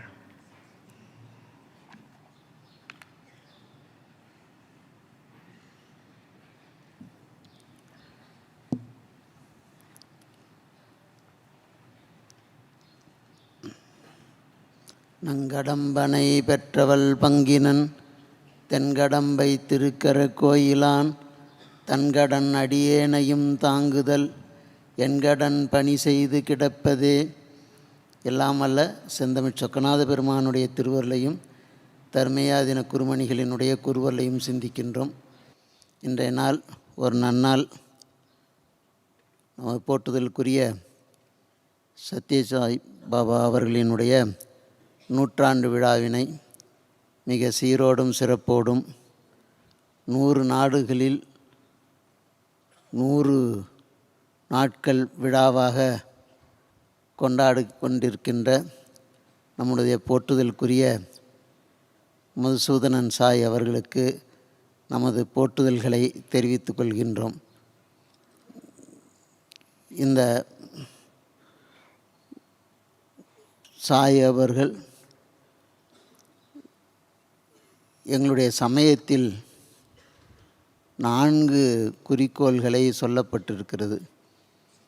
இறைபக்தி, ஜீவகாருண்யம், மனிதநேயம், மனித பண்பாடு. இந்த 4ம் நம்முடைய மதுசூதனன் சாய் அவர்கள் நிறைவேற்றி கொண்டிருக்கிறார்கள். திருமூலர் சொல்லுவார், யாவர்க்குமாம் இறைவர்க்கோர் பச்சிலை, கோயிலுக்கு போக வேண்டும், இறை வழிபாடு செய்ய வேண்டும், பூ அல்லது இலையாவது கொடுத்து வழிபாடு செய்ய வேண்டும் என்று சொல்லுகிறது. இது இறை பக்தி. அடுத்து நமக்கெல்லாம் தாய்க்கு பிறகு பால் கொடுக்கின்ற பசு, அந்த பசுவிற்கு ஒரு பிடி புல் கொடுக்க வேண்டும் என்று சொல்லப்படுகிறது. அப்படி கொடுத்தால் அதுவும் நமக்கு முத்திக்கு வழிகாட்டும் என்று சொன்னார்கள். அது ஜீவகாருண்யமாக இருக்கிறது. அதுவும் முடியாவிட்டால் யாவர்க்குமாம் உண்ணும்போது ஒரு பிடி. நாங்கள் முதலாவதாக மதுசூதனன் சாய் அவர்களை இலங்கையில் தான் சந்தித்தோம். அங்கே வாழ்கின்ற மக்களுக்கு காலை உணவு திட்டத்தை இங்கிருந்து வந்து அங்கே செய்தார்கள். அந்த மக்கள் அவ்வளோ ஆனந்தத்தில் அந்த மாணவர்கள் அதை கொண்டாடி கொண்டிருக்கிறார்கள். இன்றைக்கும் நான் இப்போது சமீபத்தில் 1 மாதம் முன்பாக சென்றிருந்தேன். அப்போது கூட அவர்கள் அதை பற்றி தான் பேசி கொண்டிருந்தார்கள்.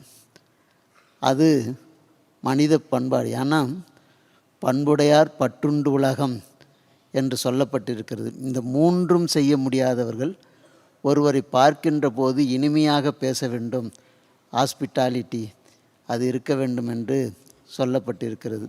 யாவர்க்குமாம் பிறர்க்கு இன்னுரை தானே என்று. இந்த 4ம் இவர்களுடைய குறிக்கோளை, எங்களுடைய சமயத்தினுடைய 4 குறிக்கோளை ஒரே சத்யசாய் நிறுவனமாக விளங்குகின்ற மதுசூதனன் சாய் அவர்கள் நிறைவேற்றி கொண்டிருக்கிறார்கள். அது பாராட்டுதலுக்குரியது. 100 நாடுகளில் இருந்து வருகை தந்திருக்கின்ற அன்பர்கள் 100வது நாளாக கொண்டாடப்படுகின்ற இந்த விழா மிக சீரோடும் சிறப்போடும் நம்முடைய கலை, கலாச்சாரம், பண்பாடு, மனிதநேயம், மனித பண்பாடு இவைகளை உலக நாடு முழுவதும் சென்று சேர்த்திருக்கிறார்கள். அன்பு வேறு, சிவன் வேறு என்று எங்களுடைய சமயம் பேசப்பெறவில்லை. இறை வழிபாடு செய்கிறாய் என்று சொன்னால் உன்னிடம் அன்பு இருக்க வேண்டும், அங்கேதான் இறைவன் வருவான் என்று சொன்னார்.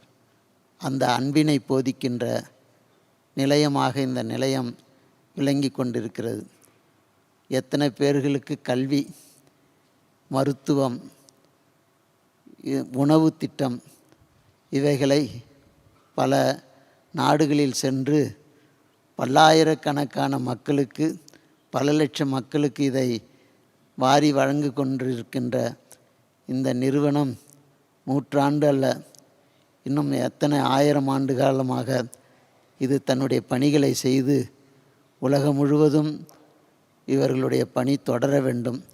அதனால் என் கடன் பணி செய்து கிடப்பதே என்கின்ற அந்த நிலையிலிருந்து இவர்கள் நம் மீது கொண்டிருக்கின்ற அன்பின் காரணமாக இங்கே 100ஆண்டு விழா நடந்து கொண்டிருக்கின்ற இந்த தருணத்திலேயே 2 மணி நேரத்திற்குள் தருமபுரம் வந்து நம்மையும் வாழ்த்திவிட்டு உடனடியாக புறப்பட்டு இந்த விழாவிலேயும் கலந்து கொண்டிருக்கிறார்கள். அந்த அன்பு தான் நம்மை இங்கே ஈர்த்திருக்கிறது. அத்தோடு மட்டுமல்ல, அங்கே வாழ்கின்ற அந்த மக்களுக்காக 61 படுக்கைகள் கொண்ட மருத்துவமனையை கட்டி 61வது ஆண்டு விழாவிற்குள் அதை திறக்க வேண்டும் என்று அவர்கள் கூட வந்திருக்கின்ற அன்பர்களிடம் ஆணை பிறப்பித்திருக்கிறார்கள். இது அந்த கடைக்கோடி மக்களுக்கு அந்த பகுதியிலேயே மருத்துவமனை, நல்ல மருத்துவமனை இல்லாமல் பல்வேறுபட்ட உயிர்கள் போய் கொண்டிருக்கிறது. ஒன்று தஞ்சாவூர் வர வேண்டும், இல்லாவிட்டால் சிதம்பரம் வர வேண்டும், இல்லாவிட்டால் திருவாரூர் போக வேண்டும். அந்த 3 இடங்களை தவிர மயிலாடுதுறை பகுதிகளிலே மருத்துவமனை இல்லாமல் இருந்ததை இவர்கள் திருவுள்ளம் அதை நிறைவேற்றி கொடுப்பதற்கு ஒரு ஆணை பிறப்பித்திருக்கிறார்கள். அதற்காக அவர்களுக்கு நன்றி தெரிவிக்க வேண்டும். இங்கேதான் மனித நேயம் இருக்கிறது. மனித நேயம் என்பது அடுத்தவர்கள் துன்பப்படுவதை பார்த்து எவன் ஒருவன் சகித்து கொண்டிருக்கிறானோ, துன்பப்படுகிறானோ, அடுத்த உயிர் படுகின்ற துன்பத்தை தன் உயிர் படுகின்ற துன்பமாக யார் ஒருவர் ஏற்றுக்கொள்கிறார்களோ அவர்கள்தான் இறைவனுக்கு சமம். அந்த இறைவனாக மதுசூதனன் சாய் அவர்கள் திகழ்ந்து கொண்டிருக்கிறார்கள். பலர் இறைவனை தேடி செல்கிறார்கள். இறைவன் எங்கே இருக்கிறான்? தேவா மனுஷே ரூபேனா என்று வேதம் சொல்லுகிறது. இந்த மனித வடிவத்திலே தான் இந்த இறைவன் இருந்து இது போன்று தொண்டுகளை சேர்த்திருக்கிறார். 100 நாடுகளிலிருந்து இத்தனை பேர்களுக்கு பிஜி தீவிலை பார்த்தேன். அவர்கள் கொடுத்த அந்த நாட்டிலே மருத்துவமனை, இருதய மருத்துவமனை தொடங்கி அந்த நாட்டில் பலருக்கு அறுவை சிகிச்சை செய்திருக்கிறார். இப்படி ஒவ்வொரு நாடுகளிலேயும் மருத்துவமனைகளும் உணவு திட்டங்களும் இன்னும் அதாவது ஏழ்மைப்பட்ட நாடுகள் இன்னும் ஏழ்மைப்பட்டவர்கள் இருக்கத்தான் செய்கிறார்கள். அவர்களிடம் சென்று இந்த உணவும் மருத்துவமும் கல்வியும் 3ம் கொடுப்பதுதான் எடுத்தறிவித்தவன் இறைவன். அதனால் பல பள்ளிகளை தொடங்கிய மதுசூதனன் சாய் அவர்கள் இறைவன். மருத்துவம் பார்த்தவர் இறைவன். திருச்சிராப்பள்ளியிலே இருக்கின்ற இறைவனுக்கு பெயர் மாத்ருபுதேஸ்வரர். அவர் ஒரு பெண்ணுக்காக மருத்துவம் பார்த்தார், தாயாக வந்து. அதேபோல் பல மருத்துவ சேவைகளை செய்து இறைவனாகிறார். எழுத்தறிவித்தவன் இறைவன், மருத்துவம் செய்தவன் இறைவன், அதே போன்று உணவு அளிப்பவன் அந்த இறைவன். ஏன்னா இறைவன் சுந்தரருக்கு தாமே சென்று பிச்சை எடுத்து வந்து இறைவனுக்கு உணவு கொடுத்தான் என்று திருமுறைகள் சாற்றப்பட்டிருக்கிறது. இதையெல்லாம் நம்முடைய சத்யசாய் அவர்களினுடைய 100ஆண்டு விழாவிலே 100 நாடுகளில் சென்று இந்த தொண்டையும் தூய்மையான இறை நம்பிக்கையையும் மனிதாபிமானத்தையும் மனித நேயத்தையும் வளர்த்து கொண்டிருக்கின்ற மதுசூதனன் சாய் அவர்களினுடைய தொண்டும் தெய்வீகமும் மனிதநேயமும் வளர வேண்டும் என்று வாழ்த்தி நிறைவு செய்கின்றோம்.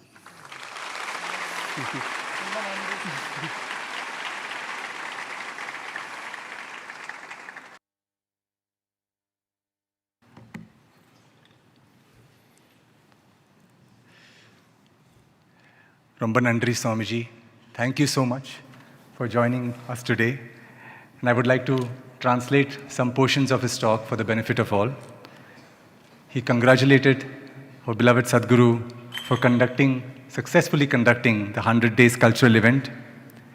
And he mentioned that Satguru is following the 4 pillars of Shaiva Siddhantam, and the first of which is Shiva and Anbu, which is love, are one and the same. And he mentioned that so Satguru is practicing this love through service by establishing healthcare institutions, educational institutions, and the one who has such concern for others, for anybody who needs these services, is verily God, he said, who is starting such institutions, and he blessed the institution that it should remain for 1,000 years. We extend the token of our respect and gratitude to Srila Sri Masilamani Desika Gnana Sambandha Paramacharya Swamigal.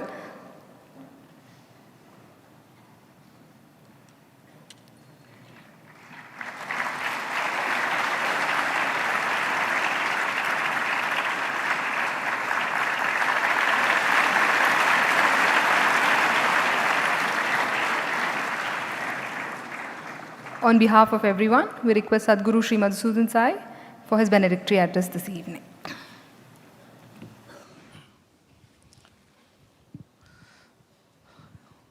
யாதும் உரை யாவரும் கேளீர், is a saying in Tamil by the Tamil saint poet Pugundranar, who says the same idea, one world, one family, that we all belong to the same family, all are our people.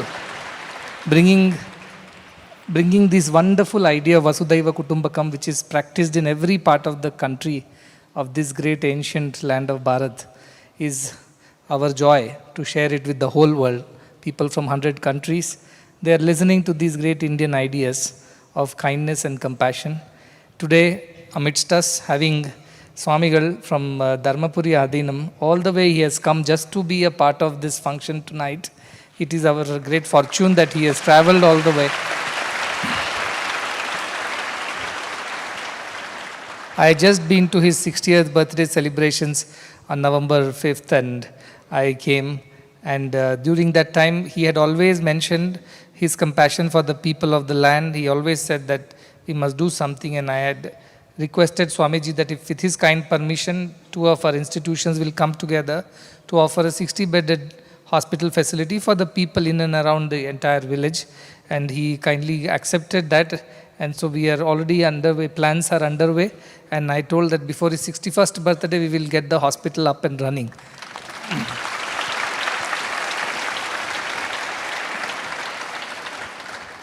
Dharmapuri Adinam has been there for over 1,000 years and has been continuing to preach the Shaiva Siddhanta, which he just mentioned, Anbe Shivam, that love itself is God. You don't need another God as long as you feel that pure love. That is the God that you need to worship.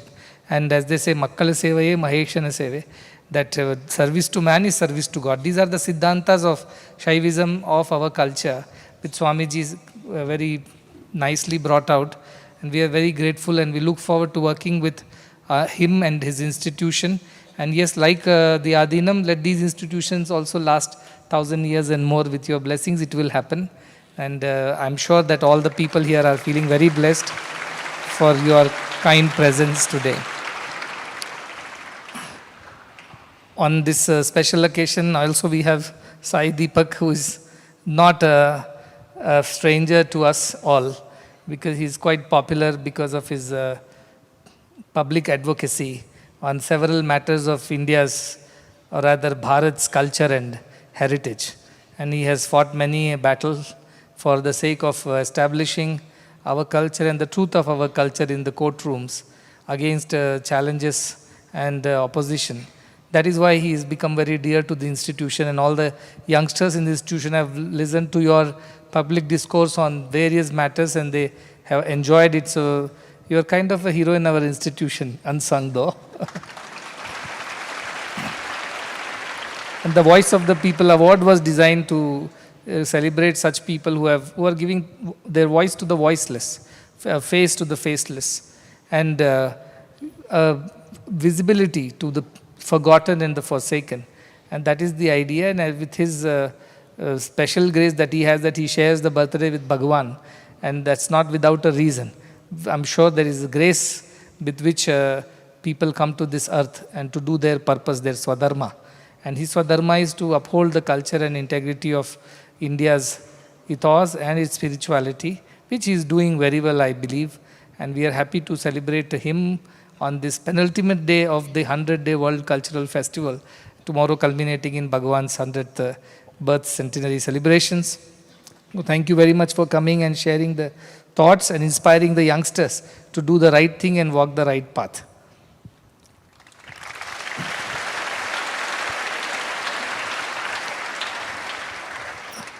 I don't know much of Tamil. I understand Tamil though. It is one of the most ancient languages on the planet.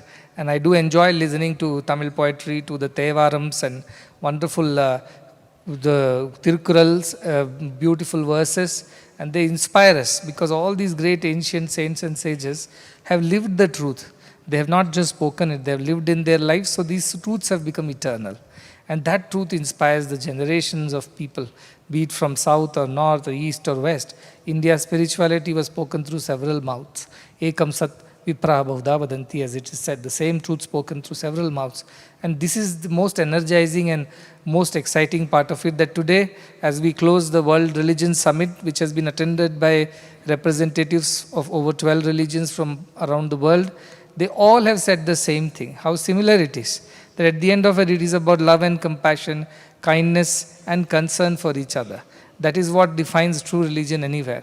Now, what happened during the last 1,000 years and whatever shape it has taken, it is because of various other narratives that dominated the social discourse. And that is where the confusion began. But I believe if we go back to the very origins of all faiths and religions, somewhere we'll find that love is very much at the core. What he said, Anbe Shivam, love is God. And that is the core principle of all thoughts. I believe that with this effort, this narrative, this story, this discourse, that love is God and God is love, and that there is no other better way to worship God than to love and serve. As Bhagavan used to say, the best way to love God is to love all, serve all. And there ends the matter. And I think that thought has come out of this discussion, this manthana, churning of so many wonderful minds, which has brought out this thought that yes, there is only one religion, the religion of love, as Bhagavan says. There is only one caste, the caste of humanity. There is only one language, the language of the heart. And there is only one God, He is omnipotent. So this is the omnipresence, omnipotence and omniscience of God is common across cultures. So this is the idea of World Religion Summit, which is the apt, I think, closure to the 100-day World Cultural Festivals, because we have celebrated cultures, we have celebrated philosophies, we have celebrated art and thoughts, and now the religions, which are very, very important, that they understand each other and work together in harmony.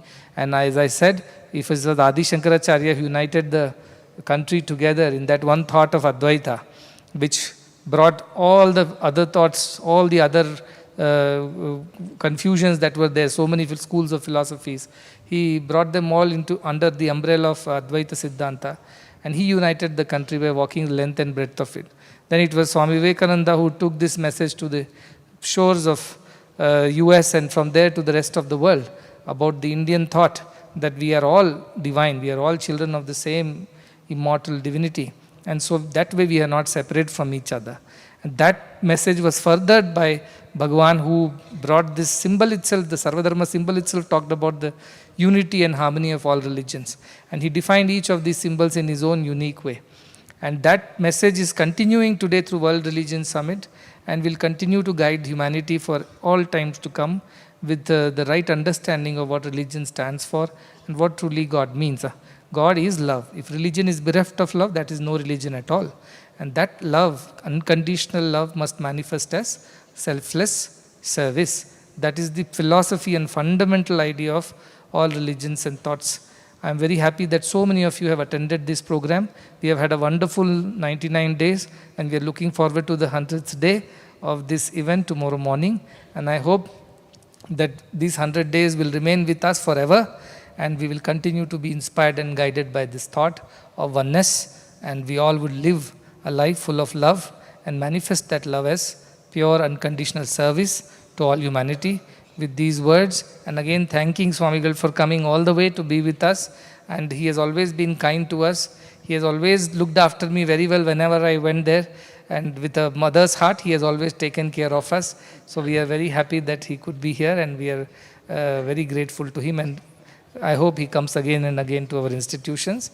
And to Deepak also for your kind presence and your fearless and selfless advocacy for the right things. May Bhagavan bless you to continue to do his work in the world in the way you do. And of course, I am sure you will be able to present the country well in the Oxford Union. And I'm sure you will convey the message that needs to be conveyed and which needs to be conveyed loud and clear to the world, that you would do very well. So thank you very much, and thanks to everybody who has been a part of this wonderful occasion. We have a Santur recital that would be after this program by Pandit Shiv Kumar Sharma ji's prodigal son, I call him Rahul, and he would be performing now in a short while. I also would like to remember and convey our gratitude to Pandit Shiv Kumar Sharma ji, who has always been here. Every birthday he has been here to perform, but since we lost him, it is his son now who continues the legacy of that music of their forefathers. So we'll come back to enjoy the concert in a short while. Thank you.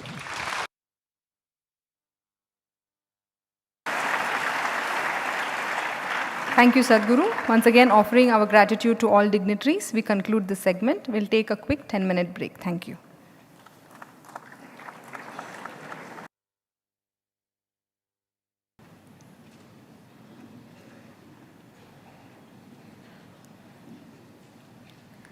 As part of this evening's cultural program, we have a Santur concert by Sri Rahul Sharma, son and disciple of the legendary virtuoso late Pandit Shivkumar Sharma ji. Rahul Sharma has carved a niche for himself in the world of Indian classical and fusion world music. With over 65 released albums spanning a career of more than 25 years, Rahul ji has experimented with his music and taken the 100-stringed santur into various genres from classical to folk to new age and world fusion. He was awarded with the Sangeet Natak Academy Award for his contribution in the field of performing arts. Some of Rahul ji's milestone albums are Music of the Himalayas, a new age album called Zen, which received the Best Instrumental Album Award by MTV India. He was the first Indian musician to record with the highest-selling pianist Richard Clayderman, and the album, which till date is probably one of India's highest-selling instrumental albums. Accompanying him on the tabla, we have Pandit Ramkumar Mishra ji, who is currently one of India's leading exponents of the tabla. He is the grandson of tabla maestro Pandit Anokhi Lal Mishra ji and the son of the legendary vocalist Pandit Channu Lal Mishra ji. He received his initial tabla talim from his mother, Srimati Manorama Mishra, and later from his maternal uncle, Tabla Shiromani Pandit Chote Lal Mishra ji. Pandit Mishra has performed extensively across India and internationally, bringing immense pride to the renowned Banaras Gharana. He is recognized as a top-grade artist by All India Radio and Doordarshan. Most recently, in 2024, he was honored with the prestigious Atal Bihari Vajpayee National Award for the promotion of art and culture. On the Tanpura, we have Srimati Bharka Rahul Sharma. She is an award-winning fashion designer and a classical dancer. She's also authored a children's book, Global Little Yogis, which has been part of India's G20 movement endorsed by the UN. She learned the Tanpura from her father-in-law, Pandit Shivkumar Sharma ji, and accompanied them on stage in prestigious concerts globally. Ladies and gentlemen,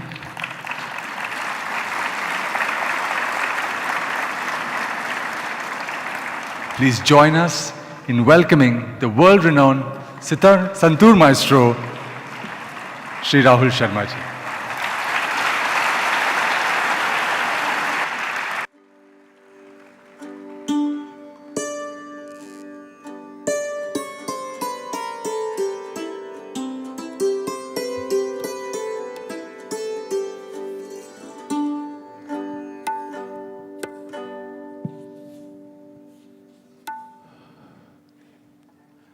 Om Sai Ram. First of all, I'd like to offer our humble pranams at the lotus feet of Bhagwan Sri Sathya Sai Baba and Swamiji. It's truly a blessing to come here each time, and we're very fortunate that we've been lucky and fortunate each time to receive his blessings, to come and seek blessings from Swamiji as well. And a little bit about our music, what we'll be doing on stage. As you know, the santur is a 100-stringed instrument, and I remember that Bhagwan Baba used to very fondly call it the Himalayan santur. And a common factor about today is that this instrument has 100 strings, and we are celebrating the centenary, the 100th year.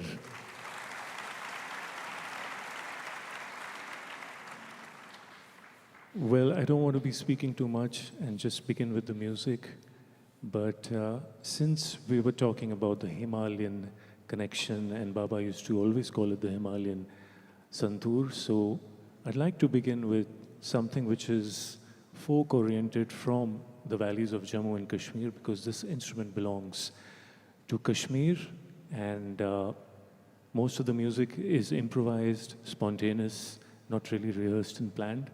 So we'll begin with some folk from that region, and there will be glimpses of different ragas and more of improvisation, and let's just call it music of the mountains. Thank you.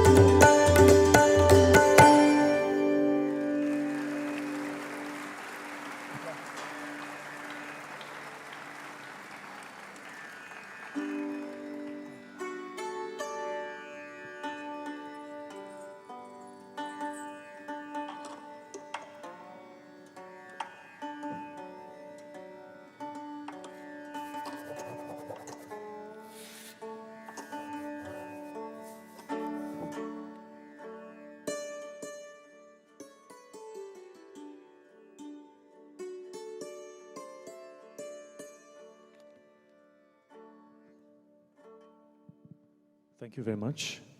That was Music of the Mountains, just improvised. The next song that I'd like to play, all of you all know it. It's one of my favorite bhajans, and when I play it, you'll know. So let's try and see if I can play one line, and if you all can sing it or at least clap, and we'll try and have a dialogue that way.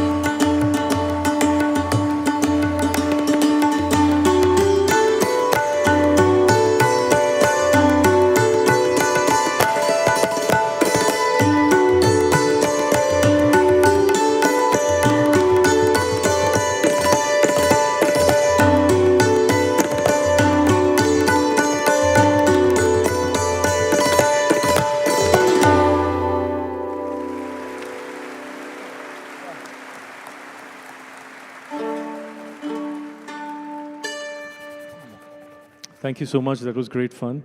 And when we talk about Indian classical music, we cannot complete a performance without playing a raga. And as you know, there are so many different ragas in Indian classical music. Morning ragas are different, afternoon ragas, evening ragas, they're all different. What you feel during sunrise is different from sunset, and the ragas are evolved according to our emotions, according to the human emotions. Well, I'd like to play a rag called Chinjoti, and this is a very beautiful evening raga. And I think we'll do two compositions in Madhyale and the faster Teen Tal. I'd also like to say that it's a misconception if you don't understand a raga that you don't enjoy it. It's completely untrue. As long as the notes of the music give you peace of mind, shanti, and make you forget your stress and worries for a while, and your mobile phones, importantly. That's what is required. So Rag Chinjoti. Thank you.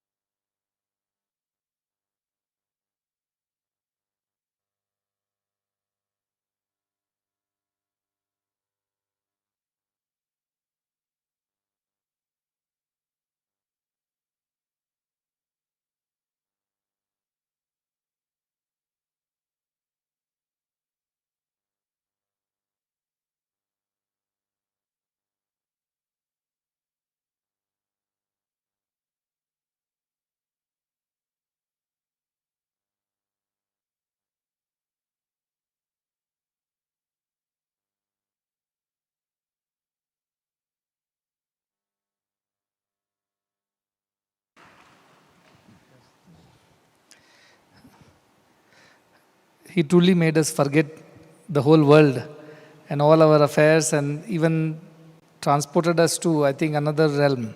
The music was so complete. I told him that I've heard him before, and with Panditji also he has played, individually also he's played, but something has happened and his music has become complete, that Purna Madam, as I say, it has become Paripurna. कुछ तो हुआ है, आपकी साधना ने आज आपको पूरा पूरा उसका फल मिल रहा है, आपकी साधना का, और आपका संगीत पूर्ण हो गया है. आप, we could not take our eyes and ears off even for a second. Continuously it was a flow of such bliss and joy that you couldn't take your mind off from them.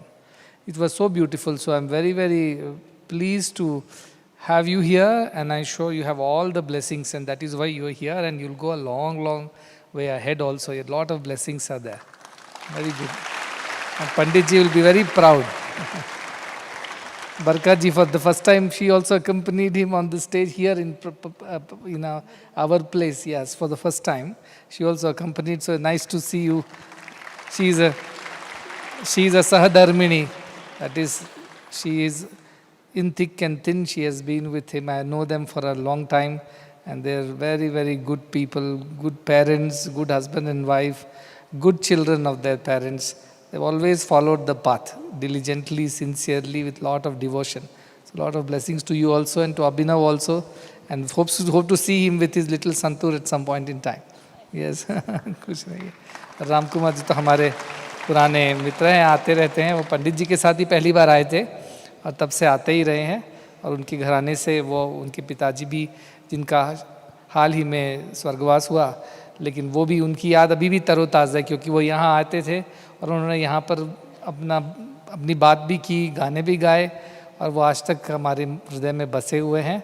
सो पंडित चन्नूलाल मिश्रा जी की स्मृति को भी हम आज इस मंच के द्वारा श्रद्धांजलि देते हैं और हमारा प्रेम और जो हमारी भावना व्यक्त करते हैं. They are all people from great lineage, and as I said, the apple cannot fall far from the tree. So that is how Rahul ji is. He is the prodigy, and he is the son, the real deserving son of Pandit ji. I have seen him grow and reach these heights. Today it was like the spirit of Pandit ji dwells in him now. And that is why this music has become so complete and perfect. So a lot of blessings to you. You're playing on Baba's 100th birthday celebrations. He has called you. So you have to think like that and think of it as a great blessing to do it on the penultimate day. You are performing. You're the last performer in the 100 days series just before his birthday. So a lot of blessings to you. Yes, yes. Very, very happy.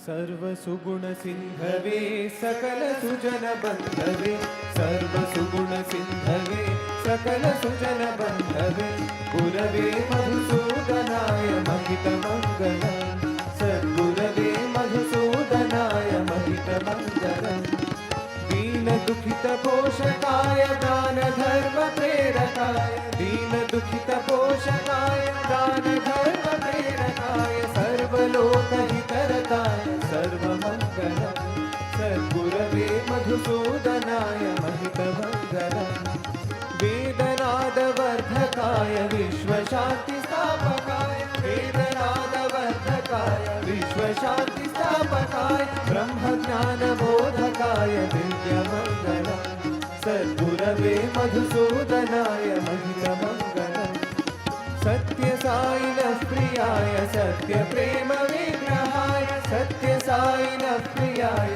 सत्य प्रेम विग्रहाय नित्य शुद्ध निर्मलाय नित्यमङ्गलम् सद्गुरवे मधुसूदनाय दिव्यमङ्गलम् सद्गुरवे मधुसूदनाय महितमङ्गलम् ओम जय जगदीश हरे स्वामी सत्य साई हरे भक्तजना संरक्षक भक्तजना संरक्षक पति महेश्वर ओम जय जगदीश हरे शशिवदना श्रीकरा सर्वा प्राणपते स्वामी सर्वा प्राणपते आश्रित कल्पलतिका आपद्बान्धवा ॐ जय जगदीश हरे मातपिता गुरुदैवं मर्यन्तयो नीवे स्वामी मर्यन्तयो नीवे नाद ब्रह्म जगन्नाथा नागेन्द्रशयन ॐ जय जगदीश हरे ओंकार रूप ओजस्वी वो साई महादेव सद्गुरु साई महादेवा मंगल हारति अंदुको मंदर गिरिधारी ओम जय जगदीश हरे नारायण नारायण ओम सत्य नारायण नारायण नारायण ओम नारायण नारायण ओम सत्य नारायण नारायण ओम सत्य नारायण नारायण ओम जय सद्गुरुदेवा नारायण नारायण ओम सत्य नारायण नारायण नारायण ओम नारायण नारायण ओम सत्य नारायण नारायण ओम सत्य नारायण नारायण ओम जय सद्गुरुदेवा नारायण नारायण ओम सत्य नारायण नारायण नारायण ओम नारायण नारायण ओम सत्य नारायण नारायण ओम सत्य नारायण नारायण ओम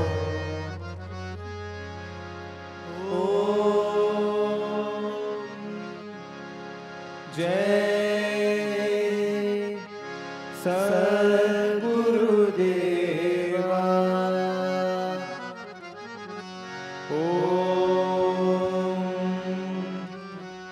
शांति शांति शांति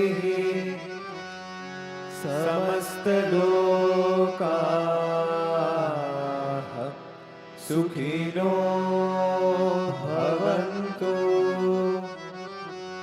समस्त लोकाः सुखिनो भवन्तु समस्त लोकाः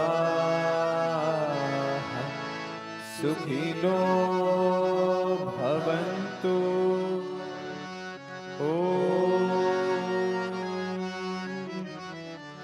शांति शांति शांति जय बोलो भगवान श्री सत्य साई बाबा जी की जय जय बोलो सद्गुरु श्री मधुसूदन